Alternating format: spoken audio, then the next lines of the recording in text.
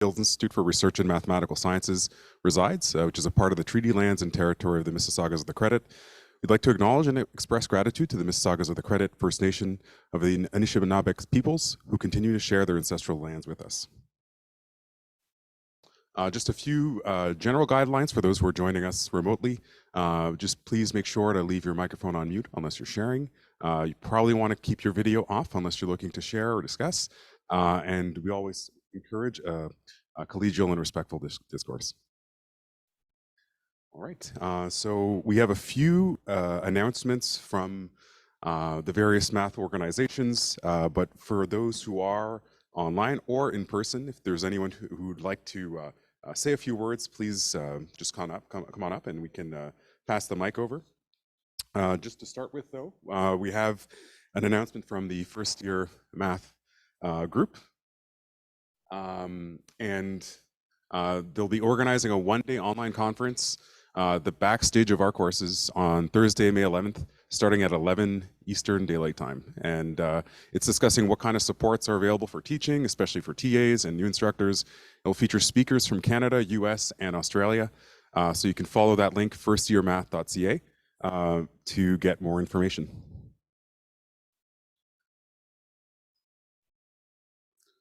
Okay, the other announcement here is from the April 2023 forum. It'll be a bit of a different format in terms of what we're looking at right now. So it is looking to coincide with the Coding, Computational Modeling, and Equity in Mathematics Education Symposium. Okay, so I don't know if there's any other, sorry? Oh, yes, Peter. Hi, I'd just like to preview the Canadian Math Society meeting, which is in Ottawa this year, their summer meeting, June the 3rd to the 7th, something like that. And I am, together with Chris Sertam, organizing an unusual session where we will, we have a bunch of, we call them sophisticated problems at the high school level.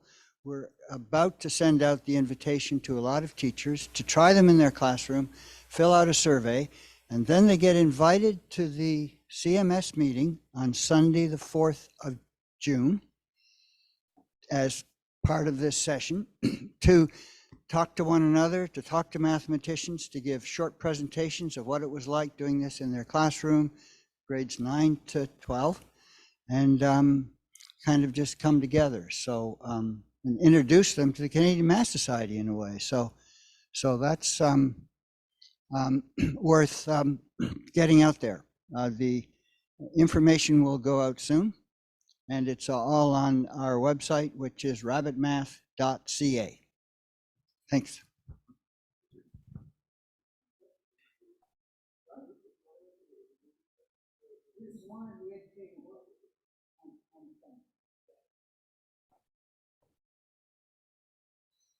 Okay, so moving on here, we'll get into the program for the day.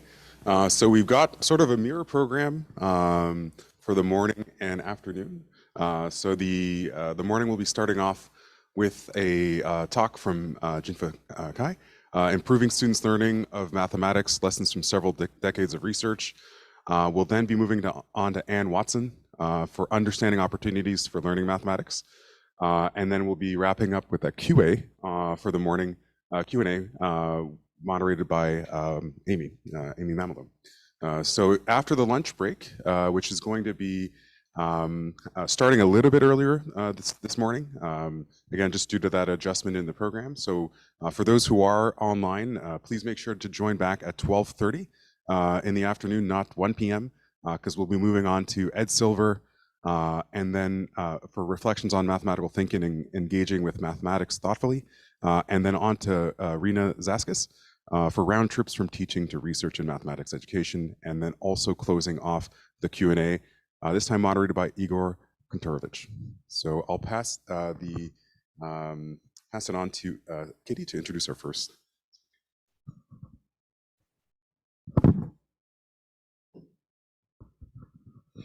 Okay, good morning and good afternoon, depending on where you are. Welcome to the MathEd Forum. My name is Kitty Yan from OEZ University of Toronto. My colleagues, Amy Momolo right there from Ontario Tech, and my colleague Igor Kontrovich from the University of Auckland co-organized this event. They will moderate our Q&A discussions. Today we have 4 invited speakers, national and international, to speak about the role of mathematics in mathematics education research.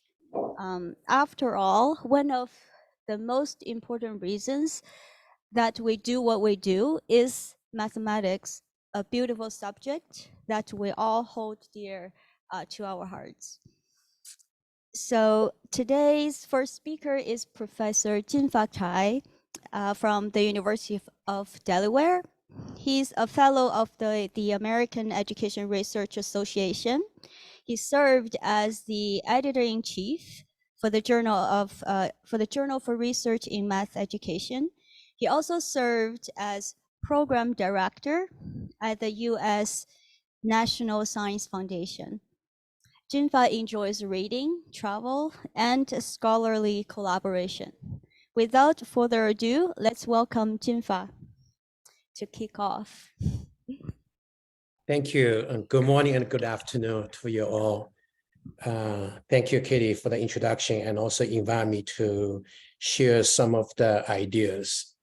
So I think this idea has a little bit related to the book Katie, Amy, and others are putting on together. Is really put the mathematics in the center for research.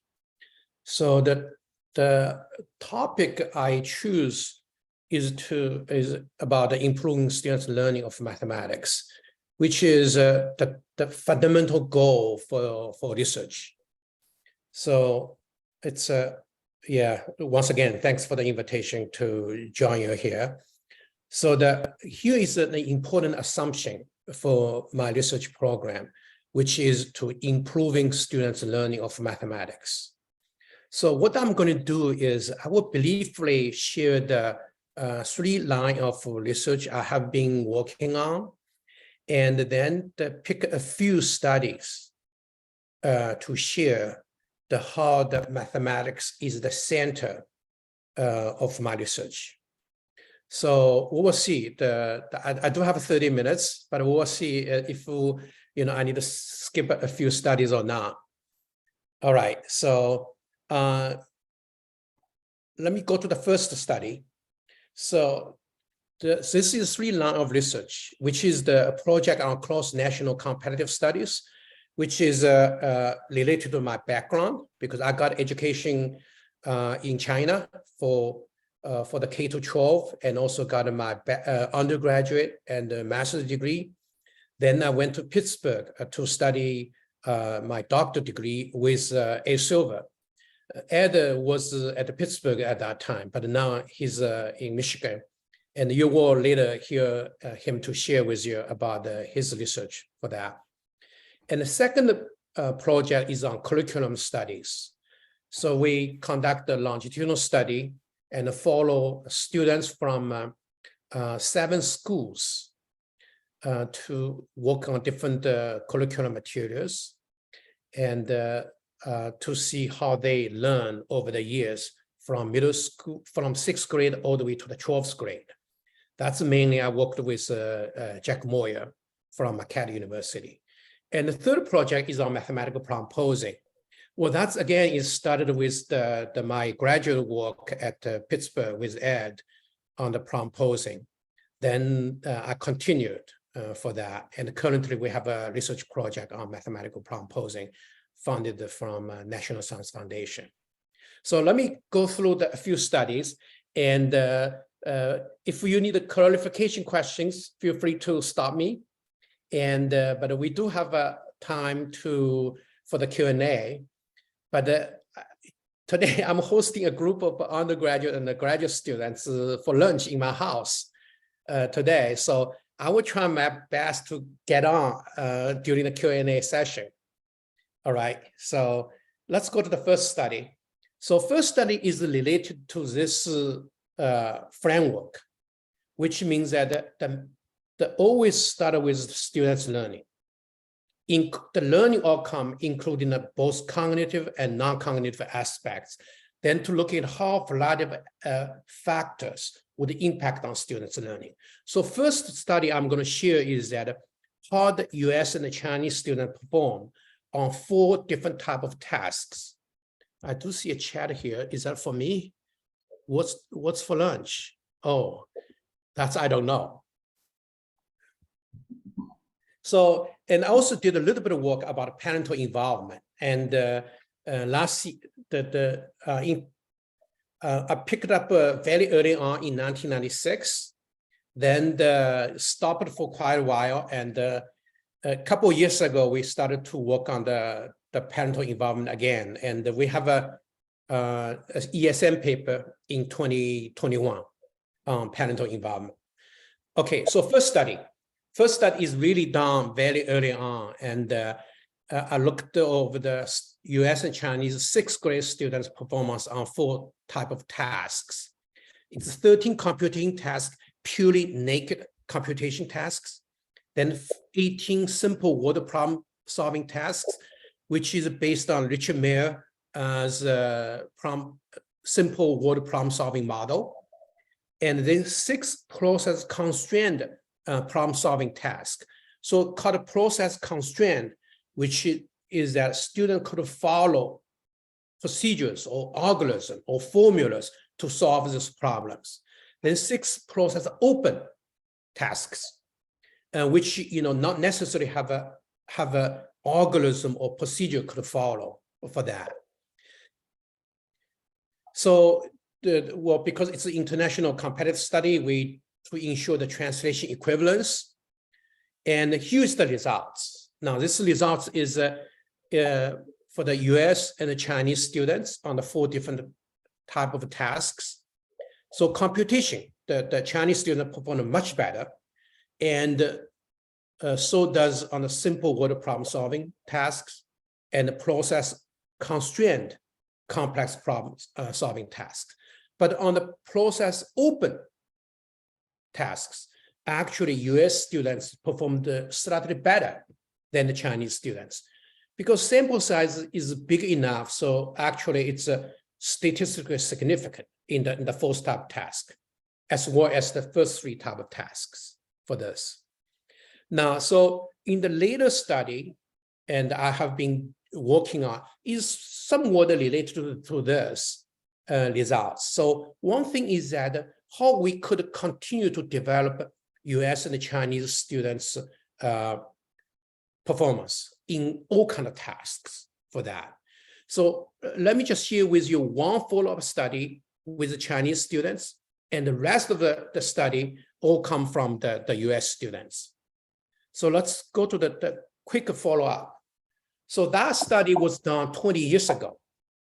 So in 20 years later, I did an application study at the same school and use same tasks, use the sampling methods, and to collect the data from the Chinese students. So 20 years later, even though Chinese students' performance on the first 2 type of tasks actually declined a little bit, but especially in the first type task, process open task actually improved quite a bit. Now, this study has been done, even though about a few years ago, but I'm still trying to write this up for this. So which means that in 20 years, this result has been shared with the Chinese educators and the scholars very widely, and including teachers as well. And my belief is that there is some impact on the curriculum instruction. Try to emphasize more on the process open tasks. So my belief is that at 20 years, the effort in the changes of curriculum and instruction really had some payoff there. So even though the performance reduced in computing tasks and simple word problem solving tasks, but it's worthwhile. It's a good trade-off because increase in the process open tasks for the Chinese students 20 years later for that. Okay, so that's the one study. And another study I want to talk about is we done in Pennsylvania and New Jersey in the United States. So this is one of part of the larger project. It's the data is come from just one high school with the 1,300 students. So what we did in this study is that we, after the so-called implementing the reform of the especially standard-based kind of reform in New Jersey and Pennsylvania, we want to see how the students' achievement and their mathematical disposition changed. So this is a part of that larger project in that school. In that school has a different kind of tracks. 285 are the non-college prepared, the students. Then 858 students using the so-called traditional mathematics curriculum, which is it is not the so-called standard-based curriculum. But 173 students used National Science Foundation funded curriculum, such as the CoPlus. That's one of them used in Pennsylvania and the New Jersey in this project. So we want to know it's in a different kind of program and how the students' mathematical disposition look like for those. So the instrument is that we use a very simple, small instrument. And we are saying that we're interested in learning how you feel about mathematics. That if math were a food, it would be what? And because of the reason. They have to provide a reason why they provide that kind of food metaphor for mathematics. Then color and then animal for that. So I will just quickly share with you a little bit the results. And we coded each student's response, both quantitatively and qualitatively. So just to give you a few. So this is the purple, is my favorite color. So that's how I feel mathematics. It's very passionate about the mathematics. And another one is said, oh, math is like steak. Well, I would let you read it on your own. It's probably more efficient, I guess.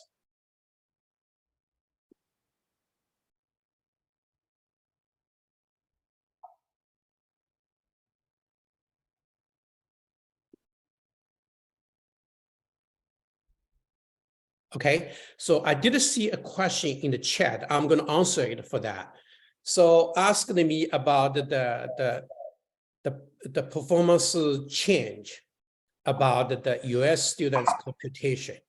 So actually the chart I give to you is only for the Chinese students, not for the US students. So I am unable to do a replication study for US students yet. I'm still looking for the opportunity and the funding to do so. And try to, in the same schools I sampled 20-something years ago for that study, see if I could use the same way to see how the US students perform. Hopefully I will be able to do so. But that chart is not for the US students. Okay, here said, very negative kind of say, it's a mosquito. Really couldn't get rid of it. See, like a two extreme, like one is like a steak, one is like a mosquito. So we found this small little instrument is very interesting to detect students' deep feelings about mathematics. Okay, I'm going to just fast forward. So we use the qualitative approach and a quantitative approach to score that. And so the example I give to you is really more like a qualitative kind of way to look at the students' metaphors. But I use a 5-point scale to look over. See, here is the results. Now, the far right is for the college prep students using National Science Foundation funded curriculum. So for this chart, I have two messages for that. One is that One is that, even in all the program, students have a variety of the kind of mathematical disposition. Some of them really hate it. Some of them, they really love it for that. So it created quite a bit of challenges in each classroom, have a so different kind of attitude towards mathematics for that. But the second message I want to say is that, so this NSF-funded curriculum material tend to be more challenging and problem-based.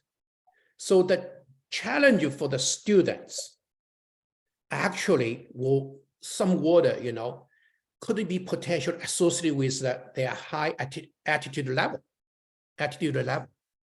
for that. All right, third study I want to talk about. Third study that's also in the previous mentioned study. So this is I done with the Steve Kramer and the Joe Marino. It's Joe Marino's project, and I was only served as a so-called senior personnel to work on this project. It's a National Science Foundation funded for that. So it's in the 10 schools in the middle school level for this study, and using the 2 middle school so-called NSF-funded middle school project, and also the high school is also for that. But the data I'm going to share with you is just for the 20 middle school students. 20 middle school students for that. So the results I'm going to share with you is this. Now I need some kind of a explanation here. So when we looked over the 20 middle schools, we aggregated the students all together in the 20 middle schools. And after 4 or 5 years, the intervention using the PD and help them to using the NSF-funded curriculum, the result is it's a break even. So then 4 or 5 years later, there is no change at all. No change at all. But then in the project, there is another team is just looking at to what extent each school has implemented the intervention faithfully. So they created the index called the Will to Reform. They surveyed the teachers, superintendents, all different kind of things. We have a specific kind of criteria to do.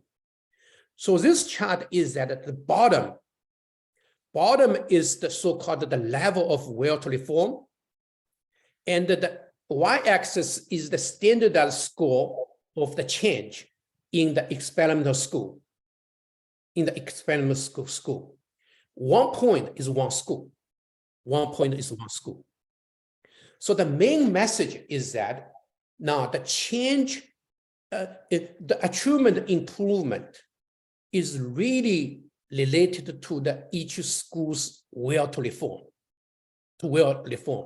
So to make life a little bit simple, we could view the main part we could view it as teachers buy-in about that reform ideas. The x-axis. The more teachers buy-in, the more superintendent also building administrators buy into the ideas, then their students tend to improve. But if those kind of score is low, the students' achievement over the 4 or 5 years actually declined. Therefore, so that's why when we integrate all the data together, we didn't see any kind of improvement. But each school really depends on how the teachers buy in and building administrators buy in for those. Now we did a second kind of analysis. Each of the 20 middle schools has a so-called control school, comparable school. So what do we do is that we look at the changes over the years for the experiment group and look at the changes in the control group over the years. Then against the will to reform for that 20 schools. And we find a very similar pattern. Now this each dot is the standardize the difference between the experimental schools growth and the control schools growth over the years. So again, it's the will to reform that composes the school. Really, it's the one could distinguish the how each school students perform. So it's teachers really in the heart of those kind of reform ideas. Okay, so that's so then I want to go to another study, and the time went quite fast, huh? So this study is dealing with the curriculum again, but this is the I worked on with Jack Moy. It's called the Raquel project. For this project, so we have 7 experimental schools using CMP materials, which is one of the NS-funded reform curriculum material. Then we have another 7 comparable schools using non-CMP materials. Okay, so it's we follow the students from 6th grade to the 8th grade. In the meantime, later on, we also go part of the student, we follow them all the way to the 12th grade. So it's we have 7 years of data for some of the students in the project. Now, the results that I'm going to share with you a little bit is about the connection between students' learning and the instructional tasks implemented in the CMP and non-CMP classroom. Okay, so those would be so we did the extensive classroom observation to code the kind of tasks they use. Oh, by the way, this coding system, these 4 categories, so-called task framework, is come from the Quasar project, and the Ed and Medicaid Stein and those worked on. So I just borrowed their ideas to code instructional tasks in the CMP classroom and non-CMP classroom. So overall, CMP classroom tend to have a proportionally high level cognitive demand tasks for that. Now, the results I want to really share with you is just to put it into one table, but I need some explanation for this.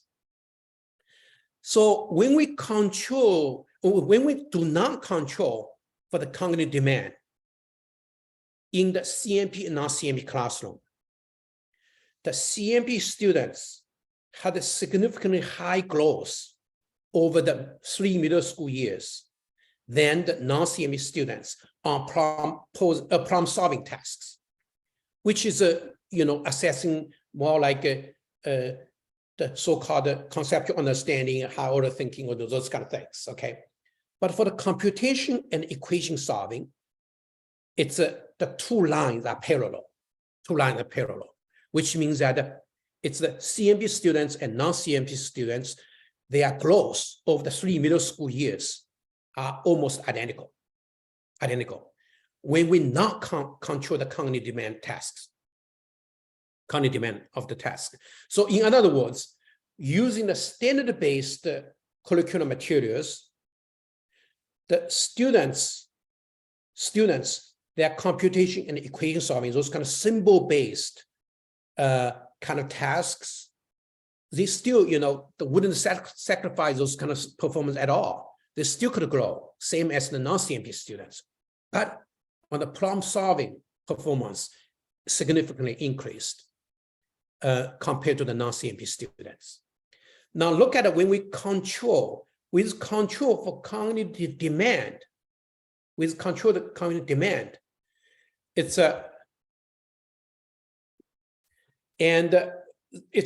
growth for the problem solving and equation solving for both group of students are similar. But in computation, actually non-CMP students showed the significant high growth than the CMP students. And the most interesting part is the third one. Third one, we did additional analysis to looking at, suppose in CMP and non-CMP groups, if we have one level of the increase in the cognitive demand of the test in that classroom, how much their performance will increase for both CMP and non-CMP students. So the interesting result is that if we added the growth rate from cognitive demand, actually the increase for the non-CMP students actually faster than the CMP students. It's in the third law, I included the percentage growth there. So which means that, regardless of what kind of curriculum students are using, as long as they are using cognitively demanded tasks, highly cognitive demand tasks, their performance could increase, would be faster, would be greater for that. Now, this could echo back in the others is about the attitude measure or mathematical disposition measure there. Use that metaphor for this. All right, so let me go into another study then. So those are the results are included here. So the last study I want to share with you a little bit is the problem posing project, which we are working on right now. We just started in late 2021. It's a 4-year project. We are following the 300 students for 3 years and 36 teachers for 3 years for this project.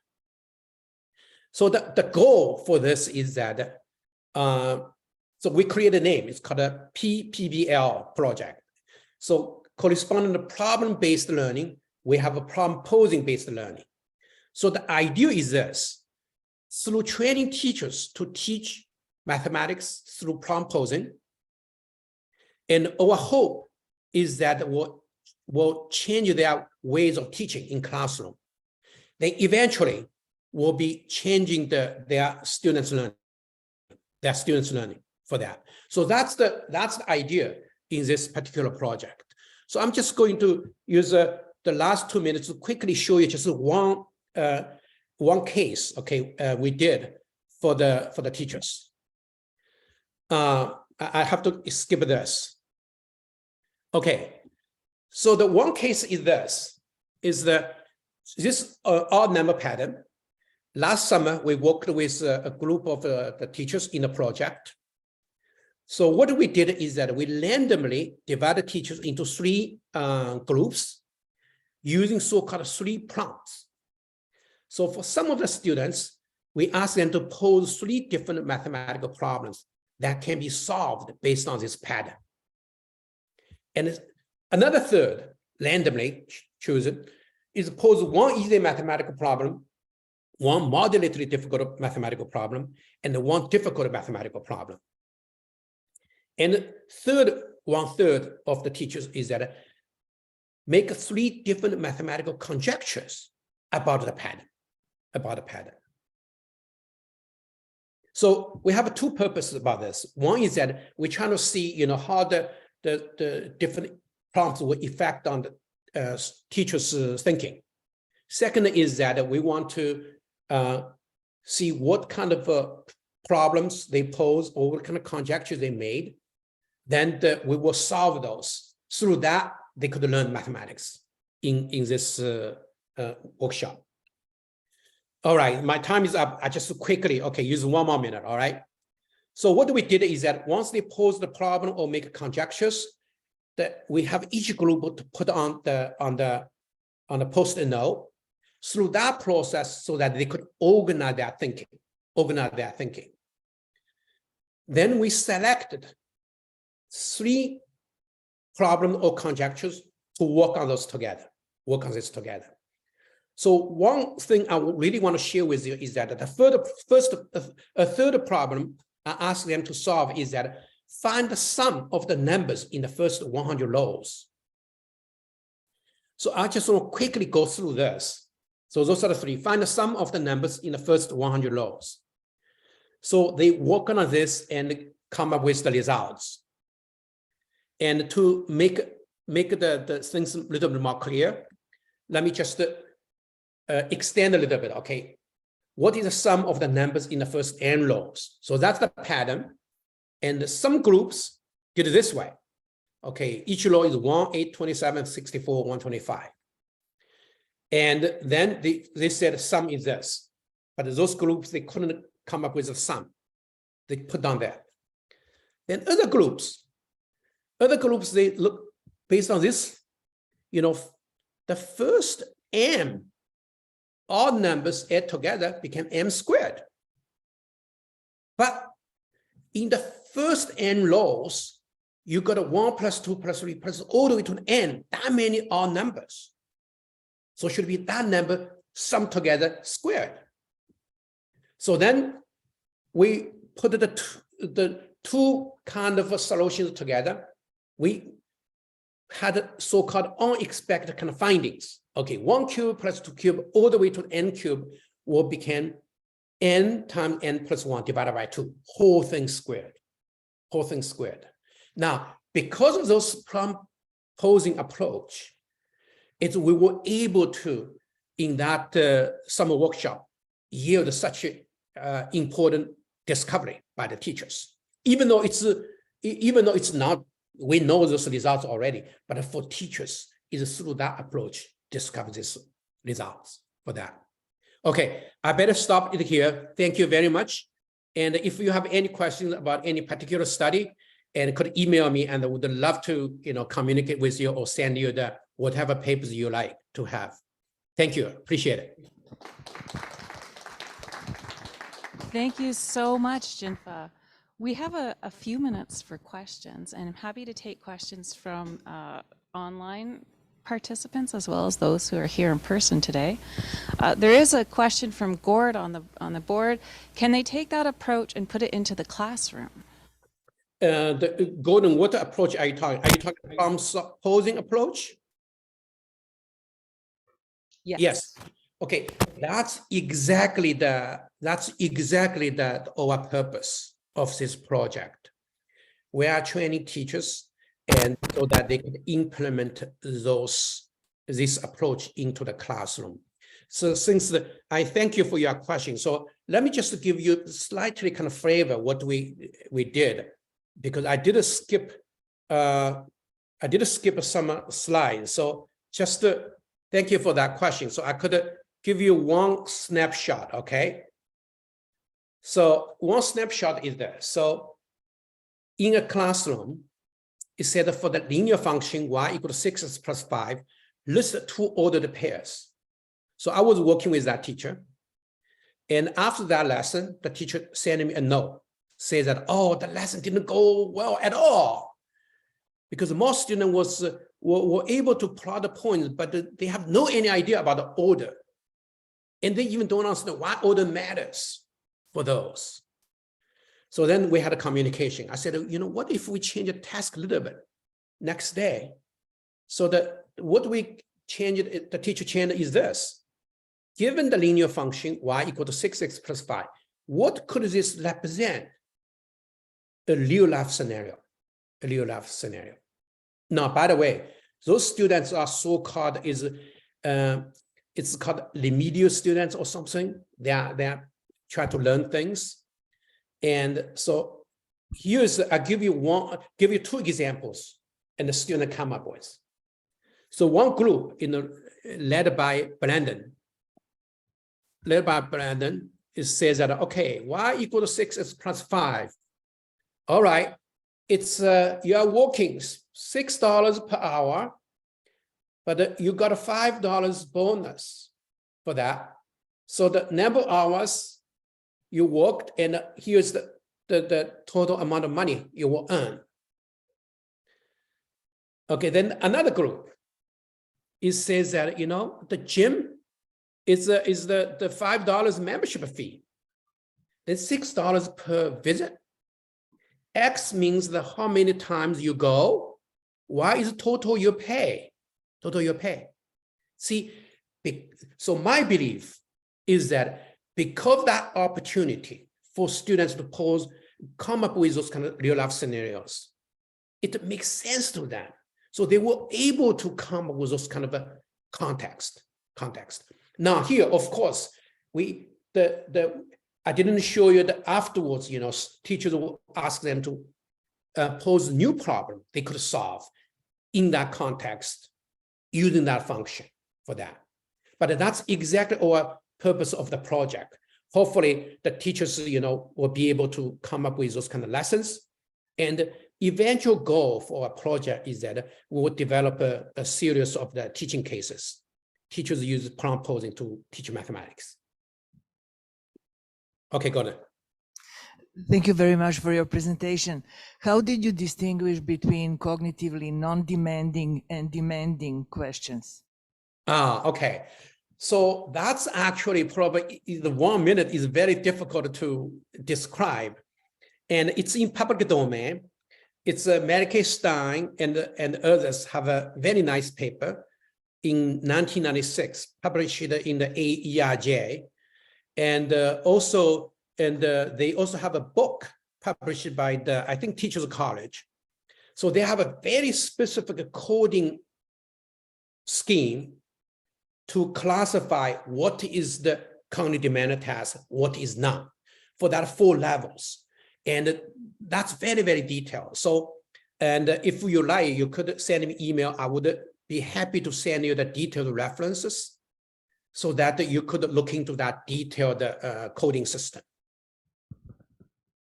Thank you so much. I think we might have time for one more question, since I know you have to leave early for your lunch with students today. So Howard has said some schools embraced intervention, some resisted it. Did the quality or openness of the principal affect the acceptance of the teachers in the school to embracing new approaches to teaching? Well, this is a great question. This is a really great question. So that kind of finding is, I have to humbly admit, and it was quite by accident. It's like an unexpected kind of finding, in the sense that, we just simply don't understand why the 20 middle schools, when we put those results together, it's just don't have any growth. But we know some schools just work on this so well when we observe the classrooms. And so in this particular study, so when we linked with so-called will to reform, then we got that kind of results. But because this is it's like a post hoc kind of way, in the coding for each aspects and each separate kind of indicators, the analysis to me is really not sort of well thought out. So in that regard, I really couldn't tell you much more about the reasons. And that's something we are continuing discussing, Hopefully we could have a follow-up study to really understand how the different indicators will contribute to those kind of achievement differentiation for that. So this is a regret.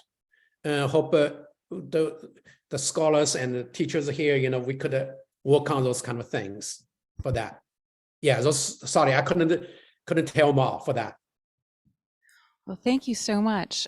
Edward has put in the chat that he'll be discussing cognitive demand in his presentation this afternoon. So I'm really excited that the threads from your presentation will carry forward. One thing that really stood out was the massive scale of the work that you've been doing. So one last quick question is, for any new researchers, what might be a piece of advice you could give to them if they were also going to design such massive research projects? Oh, please don't do that kind of study before you get tenure. Okay, good advice. Don't do it before tenure. Yeah, don't do any longitudinal study before you get tenure, okay? And this, I got advice from Jeremy Kirkpatrick, and for that. So Jeremy says that, Jinfa, don't be crazy for doing longitudinal study before you get tenure. And because Jeremy in the 60s, 70s, he did quite a few longitudinal study. So my first 7 or 8 years, all cross-sectional kind of study, no longitudinal. Otherwise, we need the life and we have a family to support, right? That's right. Thank you so much. Those words of wisdom. A really lovely talk this morning. And I'm very pleased now to turn it back to Kitty, who will announce our next speaker. Okay, thank you very much. Thank you very much, Jinfa, for the great talk. Our second speaker for this morning is Professor Anne Walton from Oxford University in England. Many of you are familiar with her work on variation and example choice, task design, as well as personal values and integrity as a teacher. What you may not be familiar with is Anne's love for music and singing. Her unique English humor always makes a chat with her very enjoyable. And welcome to join us today. The floor is yours. Thank you. Can I see some response that you can see my screen that I just shared, my PowerPoint? Can people sort of wave their arms about or something if you can see it? You can. Oh, good. That's great. Thank you. Thank you for that introduction. I'm not going to sing to you, however, though I do have some quite funny songs to sing about proportionality, but I'm not going to do that. If you had looked at my research publications in Google Scholar or somewhere, you would think that I published about assessment, about functions, about maths departments, about what we call here PLAs, previously low attaining students. You would see them as perhaps silos of research, but what I want to talk to you about is the underlying thread, what joins them all up, my mathematical awareness, my mathematical mindset, and how my thinking about mathematics and school mathematics has grown throughout my career. So really the role that mathematics has played in me as a researcher. So the story starts in 1962 when I'm sitting in a classroom and I'm halfway down the classroom on the left-hand side as you look at the chalkboard, and I'm working through some exercises in a textbook, and the exercise involves multiplying a pair of brackets, and they're linear brackets, and most of the time I'm poddling along multiplying these brackets and I get 3 terms. And then an example comes along and I multiply out the brackets and I can't get a middle term. I can't get a middle term. And I think I must be wrong. And because I'm the kind of student who always gets all the exercises right, I hide my work with my arm like this because I'm embarrassed that I can't get a middle term. And after a bit of trouble, I go on to the next question. And in the next question, I don't get a middle term either. So by this time, I'm really disturbed because I think I've got it wrong and I cannot see why. Now, I've told that story a lot. It's probably fairly obvious to you that it's about multiplying linear brackets to get quadratic expressions, and that what I've hit upon are 2 examples that are the difference between 2 squares. So the middle term disappears. But nobody said anything about that, and it wasn't the sort of classroom where I could put my hand up and talk about that or call out to the teacher or anything like that at all. And so from that experience, I now realize it's such a colorful experience in my thinking back to school mathematics. From that experience, I deduced 2 things that turned into questions. How can a set of examples and the associated pedagogy and the classroom climate be constructed so that discovery can be exciting validated, meaningful, and maybe even central to the lesson. Because it's perfectly clear to me that whoever designed that exercise did that deliberately, so that there should be a moment of surprise and a moment of, oh, puzzlement, what's going on here? It's not an aha moment by any means. It's something very different. It's a bit of grit. And the pedagogy that goes with it, well, the classroom was, I've shown you how to do a couple of these, now work through this exercise. What sort of pedagogy would be necessary? What sort of climate would be necessary so that I could have been excited about that instead of feeling guilty, ashamed, and wrong? So that's the sort of beginning. I mean, I didn't say then and there, I'm going to be a maths education researcher. In fact, I didn't even do maths when I first left school. I went and did something else. But when I came back to maths, I realized that this idea of a set of examples was really quite an important one. So I became a teacher in secondary school. And while I was a teacher, I read Polyer's How to Solve It. And that seemed quite interesting. And then I read Thinking Mathematically, which people I worked with were quite excited about at the time.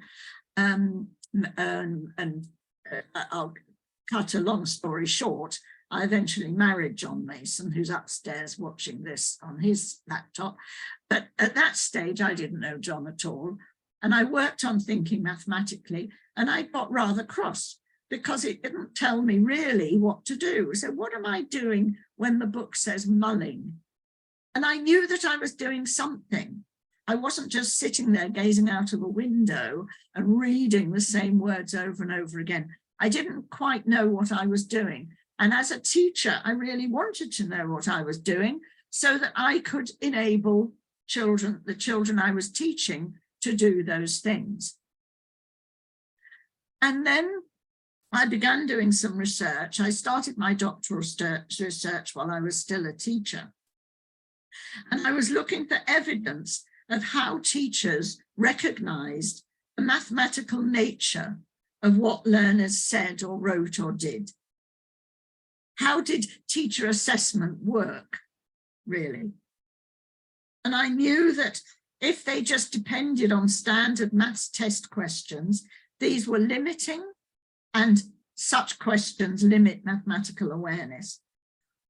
And if they just based what they were saying on what they thought the children were like as maths people in the classroom, then that was going to be coloured by gender, by ethnicity, by dialect, by all sorts of things that weren't necessarily mathematical. Somewhere there was something else that they could be doing. And so I read this wonderful book, Understanding in Mathematics, Anna Sapinska, and 1994. So that's the end of my teaching career, the beginning of my researching career. And I read that, and I've just been kind of reading it again for this talk. And my goodness, it's an outstanding thing. And in it, on page 118, she writes about somebody called Siegfried Dörslag, who wrote a paper, which I won't manage to pronounce. I wrote to Anna, I didn't know her, I wrote to her and I said, please, can you translate what Dörslag does? And she translated it for me very quickly. And I found, wow, this is how I'm thinking when I'm mulling. So I'll just read you a little bit. Dörslag enumerated 63 abilities that would account for a good understanding of mathematics. For example, to give examples and non-examples of a definition, to find errors in an incorrectly formulated definition, to explore limiting cases, to write a definition in 2 different symbol conventions, the ability to solve inverse problems, Now that's just part of Derslag's work, and it's about definitions. And I thought these are not only the things that I do when I'm mulling, when I'm working on a mathematical problem, these are also the things that I would like my students to do.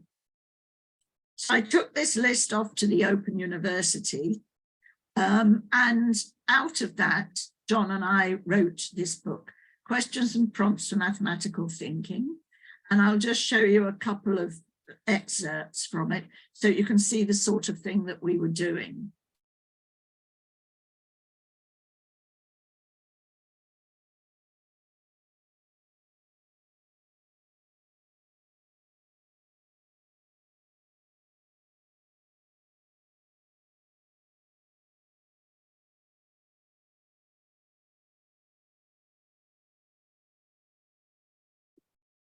So lots of really juicy, generic questions that can be going on in maths lessons.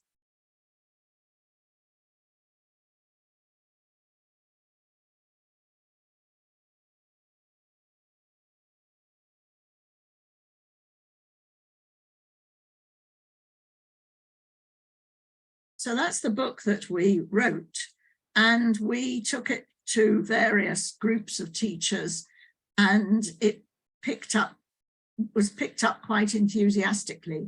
And it has been a bestseller since 1980, whenever we wrote it, I can't remember. We were not a couple then, we were just two people working together. And it's been a bestseller ever since.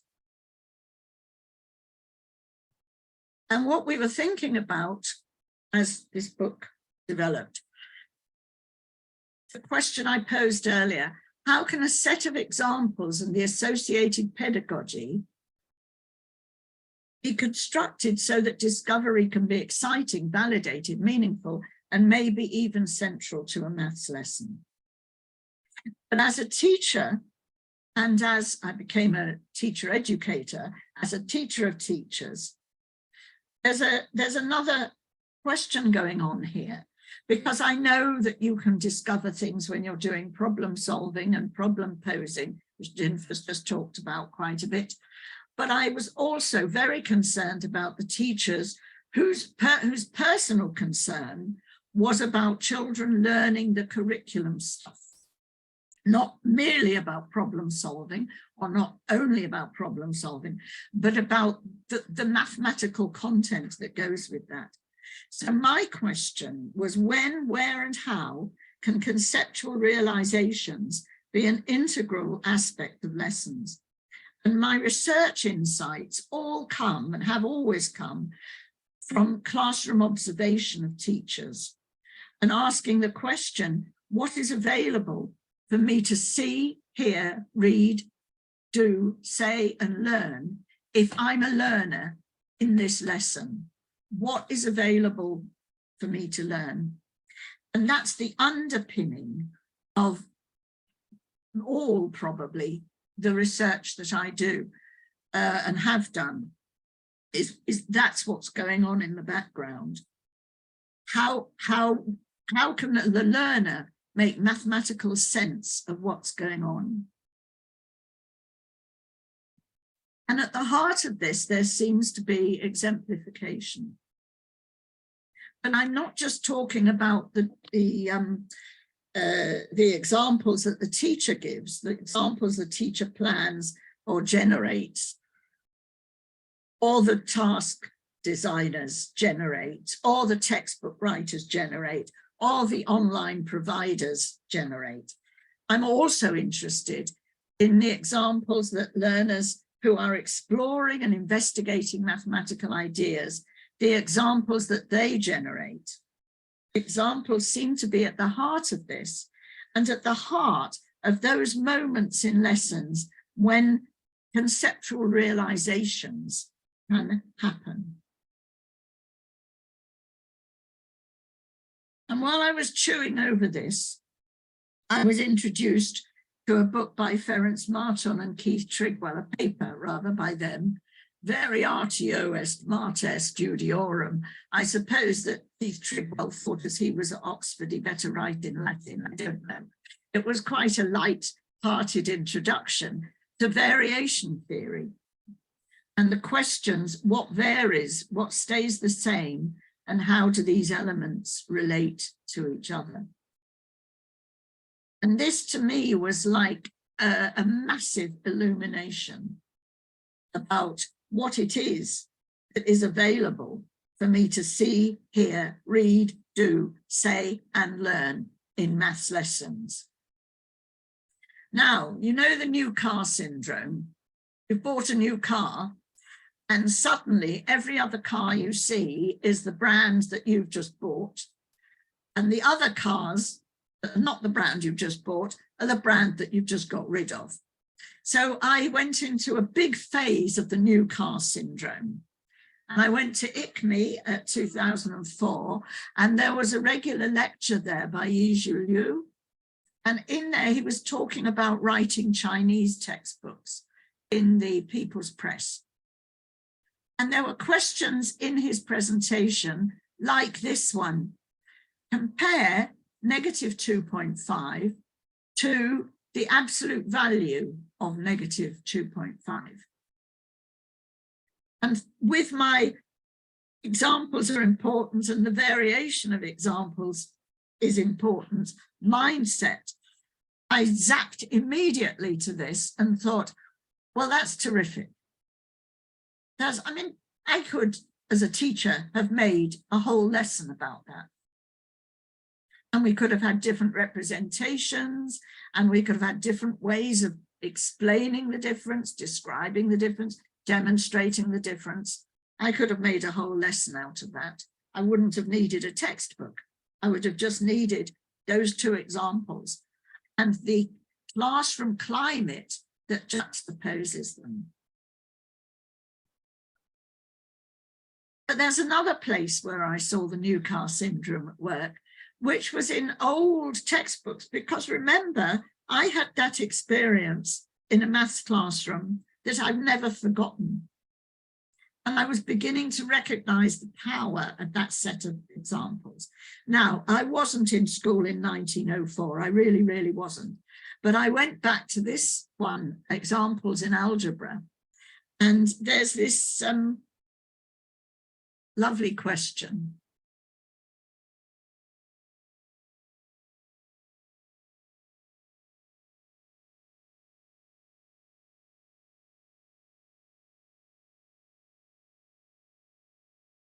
And again, I could make a lesson out of that. There's a lot going on there. There's a lot that I could spot. There's a lot of things to notice. There's some things I would desperately want. Like I would really want there to be an x minus 2 and an x minus 3. I would really want those things. But if I want them that badly, I can make them myself. So I went back to this book to try and check that I've got this right. Because there wasn't a negative 2 and a negative 3, that I got this right. And it's very worrying to go back to a book and not find what you thought was there, because I couldn't find this at all. But instead I found this.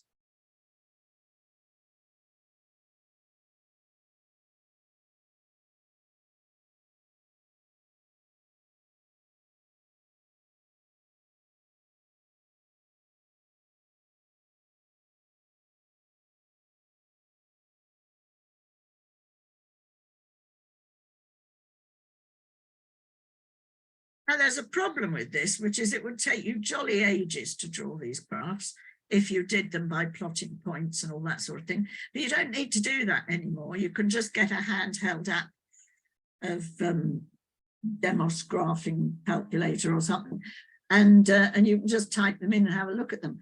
But the thinking behind it is really interesting. I won't give you time to think it all through, but that's really well designed, really, really well designed. And you notice it's not 20 graphs to draw, 20 graphs to plot, or 20 graphs to sketch. There's just 8 of them. It's quite minimal. And then there's a generalization. Can you generalize that from these 8 examples? Lots of lovely work to do, and lots of group discussion that can happen. And you can bring a problem-solving mindset to it, because that thing at the end in algebra doesn't look quite like all the things in the 8 examples. So you can use a problem-solving mindset in order to develop that idea. You know, I've completely lost track of time, and I hope someone's going to tell me when I've been talking too much. But here we go. This is one of my favorites, and I'm absolutely not going to give you time for this. And this is from a book by Krauss on taxicab geometry. And I was trying to teach myself taxicab geometry, but I got really sidetracked by this exercise, because every single one of these examples here has a particular purpose, a particular role to play in the building of a concept. And I have taken this exercise, and I hope you'll get a copy of it if you want it. I've taken this exercise to hundreds of teachers and maths educators. And there's always been an amazing buzz when people begin to work through it. And there are certain things that happen, and certain things, certain conjectures that are made, and certain conjectures that are made and turned out to be false, and things like that. It's just, it's beautifully, beautifully designed. And that's what took me into task design, which might be another thing that if you Googled me, you would think that I was siloed into an interest in task design. Well, I am, but only to the extent that it creates opportunities for conceptual realizations to be an integral part of lessons, ordinary lessons.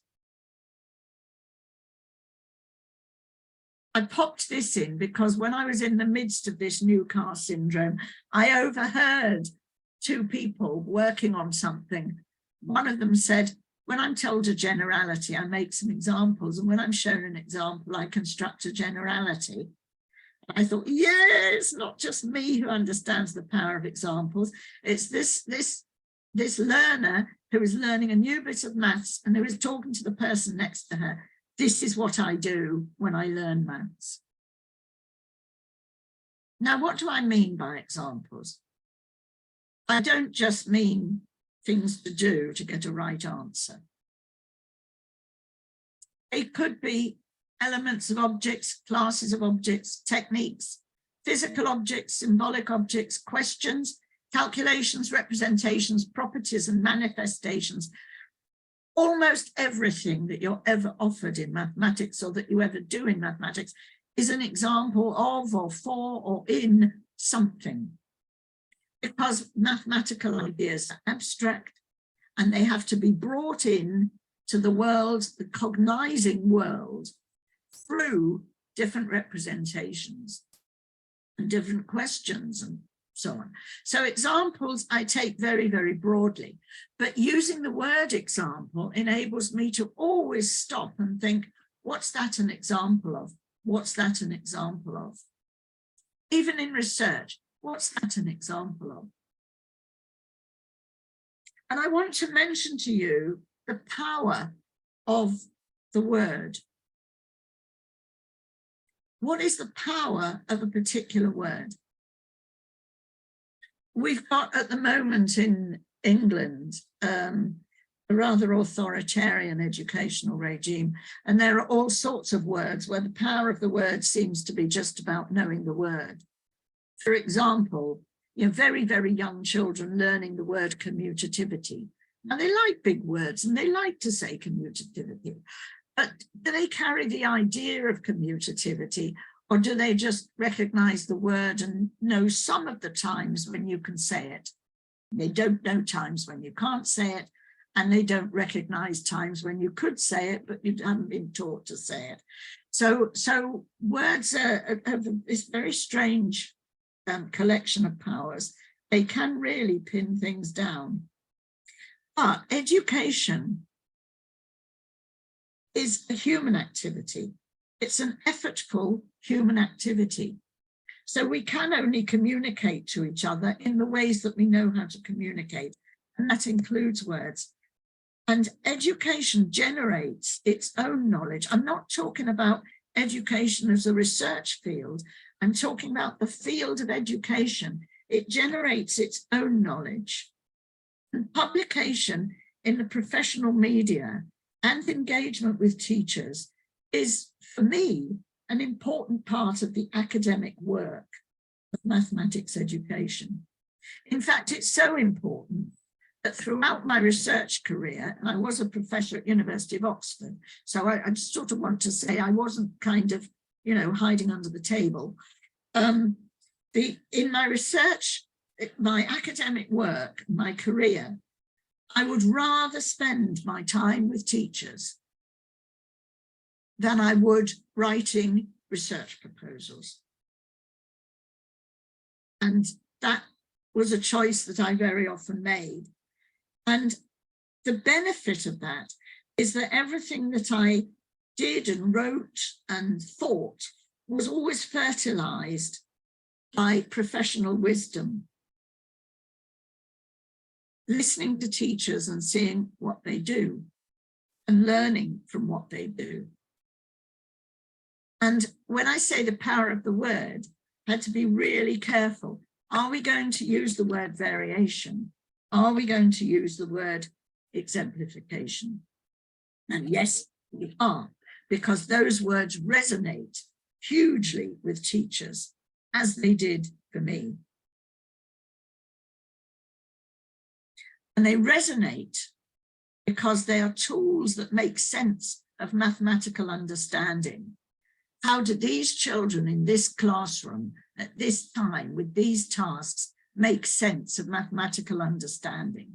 And that's what Derslag was talking about. And that's a lot of what this book, Anna's book, is about. And they often say to me, I do that anyway. So what's the power of the word? Well, the power of the word is, yes, you make examples, but have you ever stopped to think about the examples that you make? What are the examined, unexamined ways you make examples? And what would the examined ways be? It gives a vocabulary for task design. And when we did the international study on task design, I was astonished at how little there was about variation and examples. But it also takes me back to the beginning. It's a tool for exploring or expressing the scope of learners' knowledge. So when I did the functions project with Michael Ayalon and Steve Lerman, all the time I was thinking, what are the examples of functions that these students have met? And we had these 5 statements that we offered students at the upper end of secondary school to try to find out what they had learnt about functions, what was the concept image that they had about functions. And they were supposed to say whether they agreed with these people, and if they disagreed, then why would they disagree?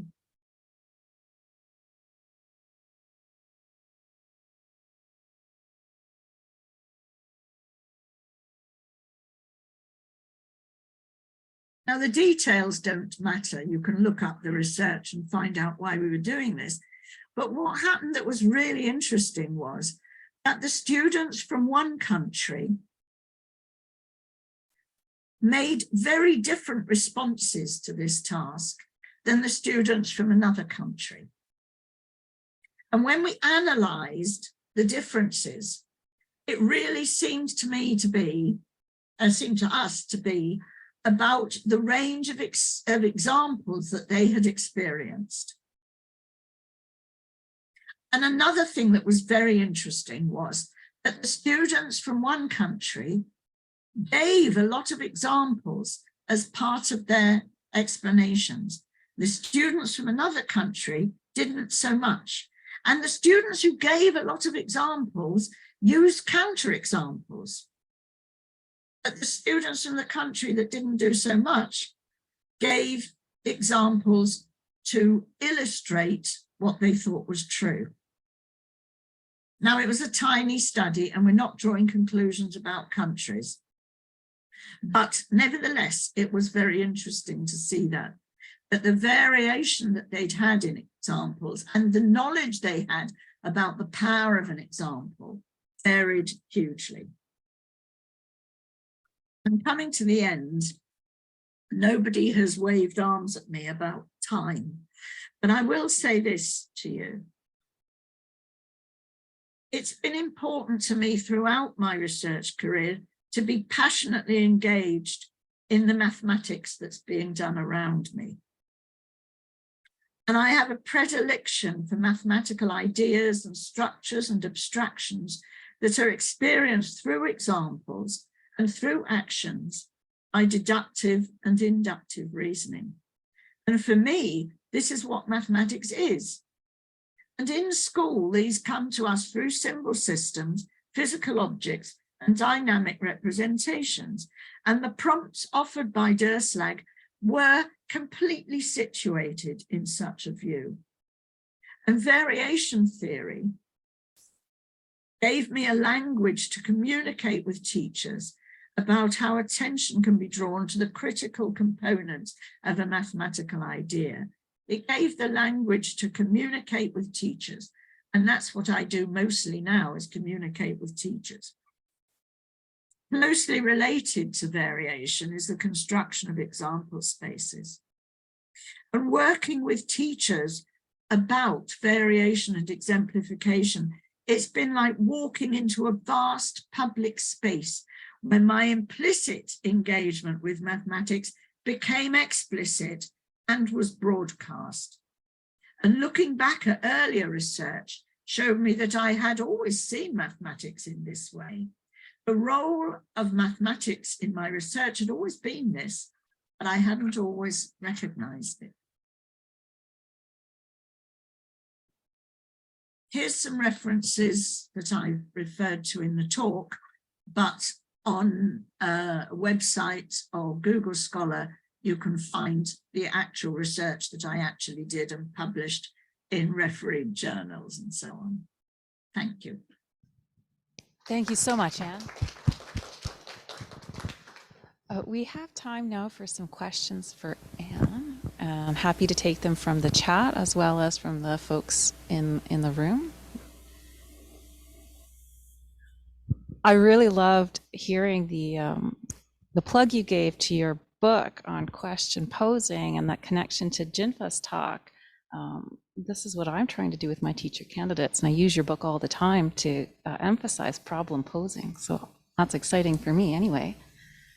Well, it's exciting for me to hear you say that. Thank you, Anne. Hello, and thank you for your talk.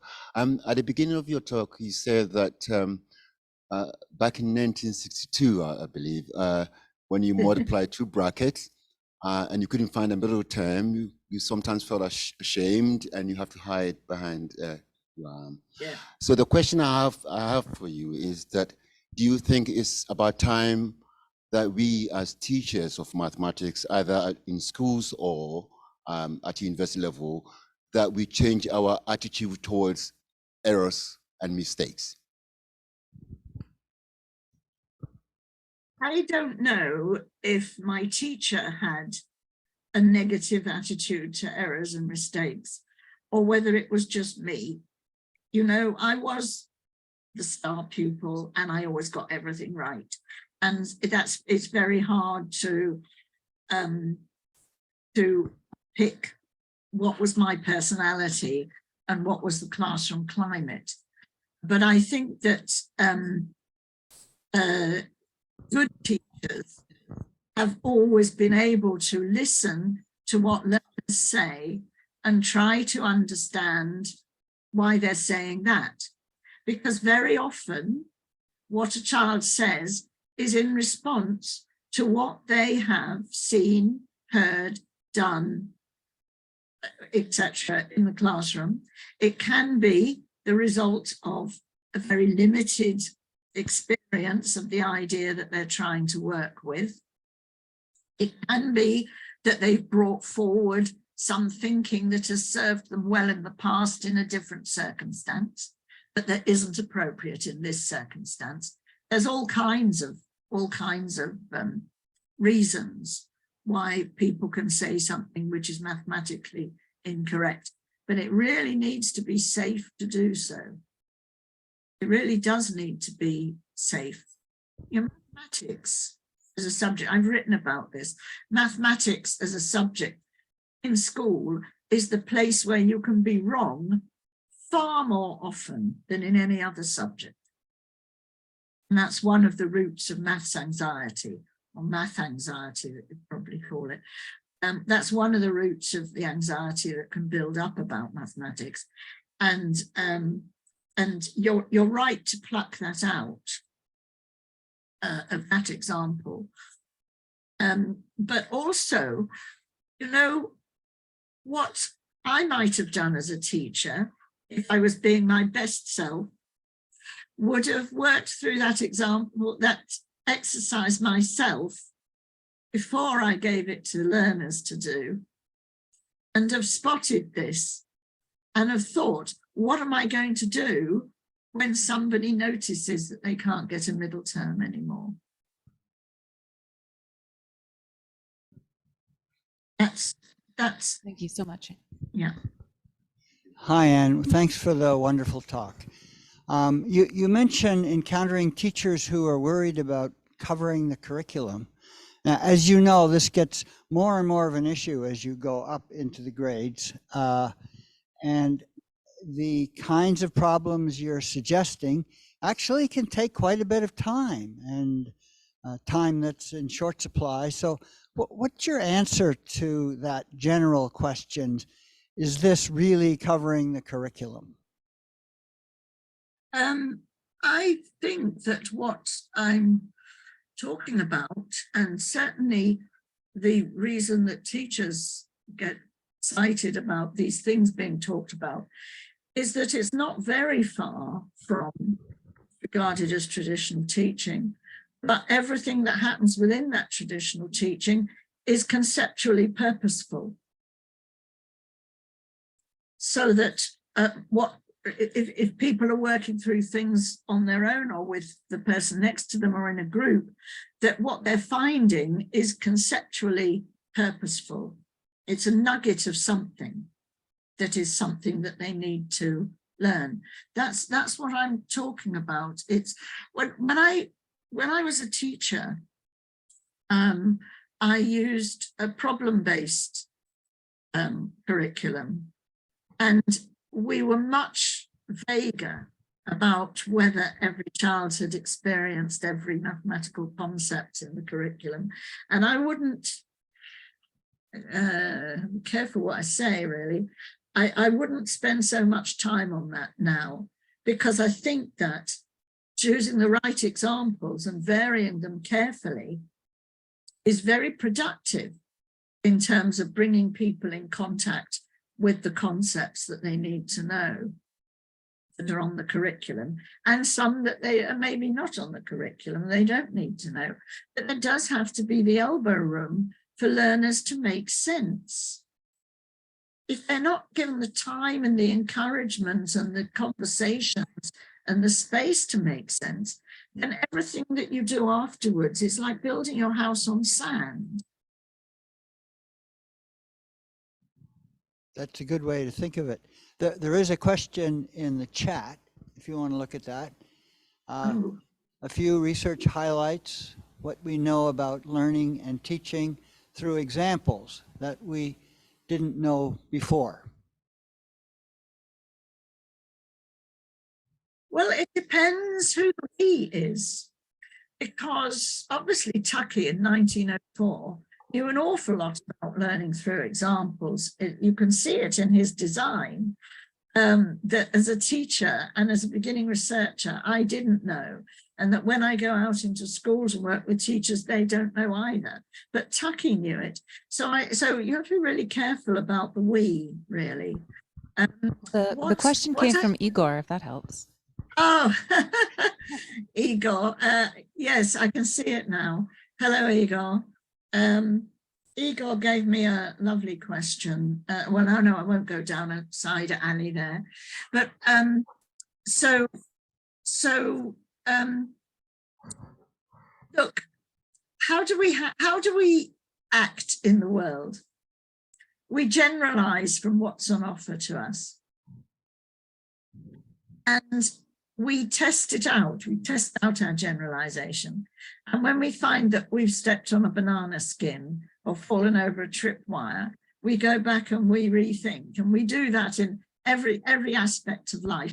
And we do it with the examples that are offered to us in mathematics as well. So I think what there hasn't been any research done that compares people who don't know how important examples are, teachers who don't know with teachers who do know, or textbook writers who don't know with textbook writers that do know. And so that's a hard comparison that's not been done. What I know from my work with teachers, and what I know from things that have happened in research projects I've been involved in, is that where there is an awareness about the importance of examples, and where the examples have been put together in an extremely careful manner, so that the people who put the examples together have imagined what a learner might do with them, and where those examples really enable the learner to focus on a particular concept, that's more effective than giving a random collection of 24 practice examples. But Igor, I think that you were, I think you were brought up in a sort of Russian tradition where teacher education involved a lot of example construction.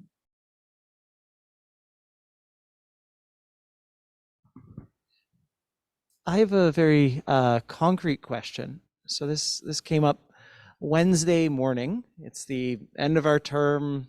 My linear algebra students have seen many matrices written down, and we've tried to find examples of all sorts of things. And a student comes to me in office hours and says, I do not understand what this question says. It asks for an example of a matrix with this property. And you say, okay, well, let's think about the property.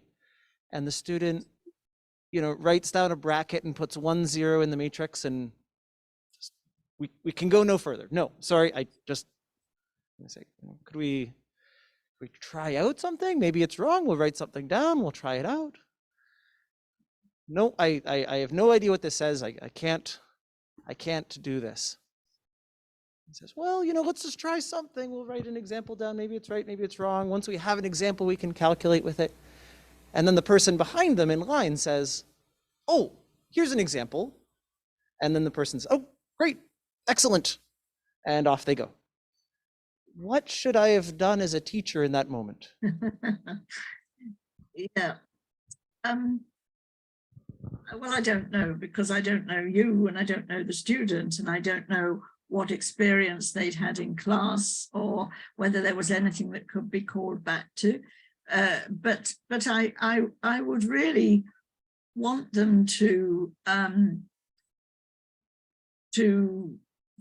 tell me what they thought the condition is, the condition that they were being asked, a matrix that does so and so. I think I would want them to tell me what they thought that meant. And it may be that all they would have had was spouting a definition, in which case I might then offer some things which I knew had were examples and non-examples of that condition, and ask them what the difference is. What's the same, what's different? Thank you for that. Thank you for that. Thank you so much, Anne. There's a question in the chat from Gordon. Why are they lining up? The eavesdropping of one student by another might not be optimal. Maybe that's for I think that's for the person who just asked about lining up. Yeah, I'd say so get them all in. Let's all have a look at this. Anybody got any ideas? Yeah. Yeah, so it turns out that due to the space constraints, it's sort of standing room only, and And for Oh. several months, I did, okay, well, I'll just mingle with various groups and it'll be quite nice. But then I started getting complaints that, certain people didn't get talked to and they started forming queues and this kind of thing. Anyway, I thank you for the example, the idea of looking for examples and non-examples. They would have seen matrices that would have this property, matrices that hadn't, and we might have been able to get something there. So thank you for that suggestion. In fact, the variation thinkers that I read, which is Ferenc Marton and his colleagues, and Gu and Huang and their colleagues, the idea of having examples and non-examples is really, really important. And I mean, they didn't invent it. I think Aristotle did, or somebody like that. And other people have written about it as well. That it's important to have non-examples, otherwise you don't know why you're learning the thing. At the moment, I'm doing quite a lot of work on trying to find out why we spend such a lot of time doing linear functions, when linear functions have very few of the qualities that we really want people to pay attention to if we're talking about functions. So why do we spend such a long time on linear functions? And why don't we have a contrast? Why don't we have, this is a straight line, this is not a straight line. This is a constant rate of change. This is not a constant rate of change. So those things exist together, and the algebra of the straight line constant rate of change is much easier than the algebra of whatever other thing you've chosen to use. But to have those contrasts, so you know why people are learning definitions and doing all these various things. Especially now, everybody's got graph plotters. So it's so easy to do that kind of thing. A comment from Zach, and then there's a question over here. Sometimes the first example is hard to find, but then we can find more by varying one. Yes. Always help to ask for more. All right. Yeah. Hello, and thank you so much for your presentation. Okay, I'll try to, I hope I have formulated a question correctly in my head, so I'll do it. So recently I had a conversation with one of my friends who's right now in assistant professor at some university in Canada, and I just posed him a question related to his research in number theory. And as we were discussing it, at some point he said interesting phrase. He said, "Some questions are just not that good." And at that point I was like, okay, I kind of know what you mean, but when I like sort of if you peel this like this sentence, you kind of understand what he means is, this is a bad research question from number theory perspective. No, either because it's, I don't know, it's too simple, it's trivial, or no one in the professional community really cares about it. And what I realized is it's like, well, no, because I mean, it depends on the perspective. It wasn't like the question that I posed wasn't really obvious to me, but also what I sensed in that is like this, how to say, like just this negativity in the very statement. You know, this is not a very good question. Whereas we understand that, okay, as a PhD student, that's what you experience. Maybe you come across one trivial question, then another trivial question, but then eventually you run across a question that, oh, now there's something there, and no one else like asked this question before, and there's something in it. Like any good question essentially starts maybe from some simple ones. At least that's what I know. People remembered stories about Hilbert, when Hilbert would hold to like conferences, begin with very basic questions, and everyone's like, oh, come on, Hilbert. But then later he would discover an amazing theorem. The question that I have is that it seems to be like a vicious circle, because this sort of attitude may have been produced by, I don't know, like his supervisor or something like that. How do you see that? I mean, is it possible to make this culture shift? Not I meant like among like educators, like people that are focused on specifically on mathematics education, who care about, who talk with teachers a lot, or maybe with first-year students, you know, but also among like general mathematics community. I'm sorry, I'm not clear what your question is. Yeah, there's a lot of elaboration. Yeah, and I apologize. You know, the question that I have is, there's this attitude to say that there are asking certain questions is bad. Okay, they're bad because the question is trivial, or the question professional community doesn't care about this question. And it's and of course, you as a mathematics educator, I imagine, have a different perspective in the sense that, well, simple questions eventually lead to something bigger. So what I'm asking is, do you see a way to make a culture shift, and how this culture shift can be done to recognize, Well, I don't think I've got an answer to that at the level of graduate research, because it depends. It depends on your supervisor. What your supervisor really wants you secretly to be doing, because it's some passion that your supervisor happens to have. And there's a lot of university politics tied up with that sort of thing. But in a classroom, I think there's got to be room for posing a question and going off down some kind of alleyway with that question. And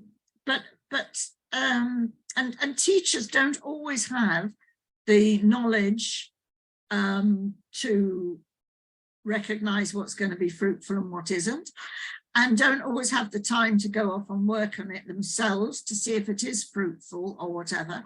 What's important is that mathematical inquiry is a particular kind of human behavior. And what's really useful is for children to develop the habits of mathematical inquiry. Al Cuoco, Paul Goldenberg's wonderful paper, Habits of Mind, which is available everywhere online, tells you what all these things are. What are the habits of inquiry, plus the Thinking Mathematically, John's book, Al Schonfeld's book, Pollier's book. Those are the habits that it's important to develop. And if at school level, you're somehow not developing those habits, then you're going to be dependent on other people for your mathematics for the whole of your life. And I don't think we want that. And in particular, we don't want graduate students coming out of degrees still dependent on whoever their teachers were in some sort of way, because they don't have the habits of mathematical inquiry. It's ridiculous, isn't it? You wouldn't end up your science career in school without understanding that science is about testing out the current version of truth, because during your time in school, science will have changed somewhere. There'll be some new discovery or some new perception. So you get that in good science teaching. You ought to get that in good maths teaching as well. Thank you, Anne. We have a couple more minutes before lunch, and if Jinfa is still here, I'm going to pose a question for both of you to tackle. As you know, we invited our speakers today as they're also authors in a book that Kitty is leading around mathematics and mathematics education research. And in both the talks this morning, there's been this deep connection between mathematics and the people who are doing it.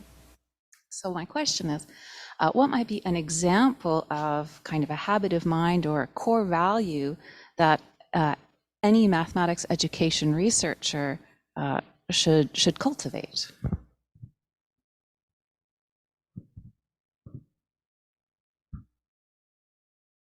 Is Jennifer here? He might have ducked away to lunch with his students. One core value, I think, is that connection we heard from you working with teachers and for him working with students. Yes. I guess you're on the hotspot, Anne, for an example. Hey, well, I probably do have quite a lot to say about this. Great. I used to say that mathematics, when I first became a researcher and began to read all the things that you're supposed to read when you are doing a doctorate in maths education, I had this very strong feeling that maths education research was attempting to turn people who loved mathematics into second or third class sociologists. Because at the time that I was doing my research, the big issue was what was described as the social turn in mathematics education. And in fact, my supervisor was Steve Lerman, who was to some extent responsible for the social turn.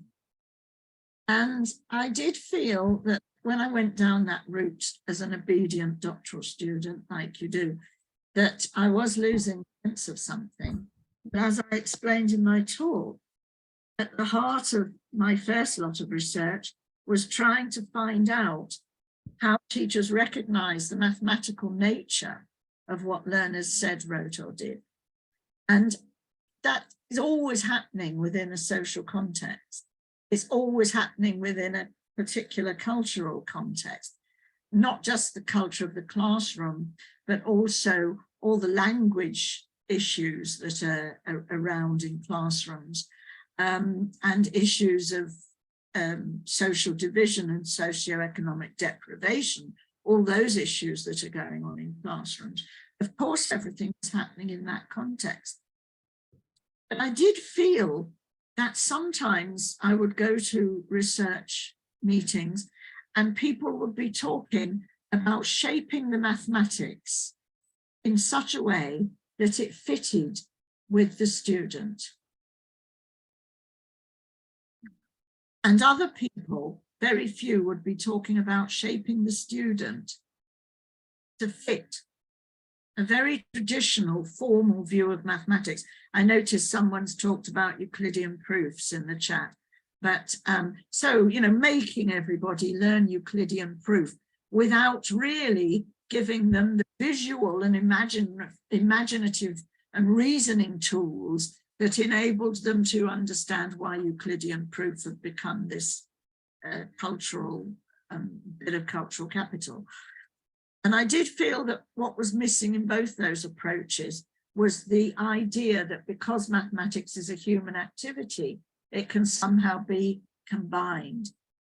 And the way that I've done it is through focusing on what the learner can see, hear, do, etc., in the classroom and in what's offered to them. But Francis Su has written this wonderful book, Mathematics and Human Flourishing, which does it from a different point of view, which is looking at the whole field of the wondrousness of mathematical knowledge and plucking from that things that resonate with human flourishing more extensively. I've no idea if that answers your question. I just thought I would say those things. I think that is a perfect answer to my question. We have one more quick one from Joyce over here. Hi, Anne. Hi. It's Joyce. How are you? Yes, if I could work out how to get speaker view on here, I would love to get you on speaker view, but I'm having trouble with my version. Okay. I can't do it. Yeah, but it's good to hear your voice anyway. Can you hear me now? I can hear you. Yes, I can't see you. Oh, okay. No worries. Thank you for your talk. And I actually still love your work with the adolescents and with mathematics. I use it a lot. But I'm just coming from a very interesting talk, which was actually yesterday. This is around the new thing that is on post-humanism, and in the sense of really thinking about non-human things that we interact with as having agency, just as humans.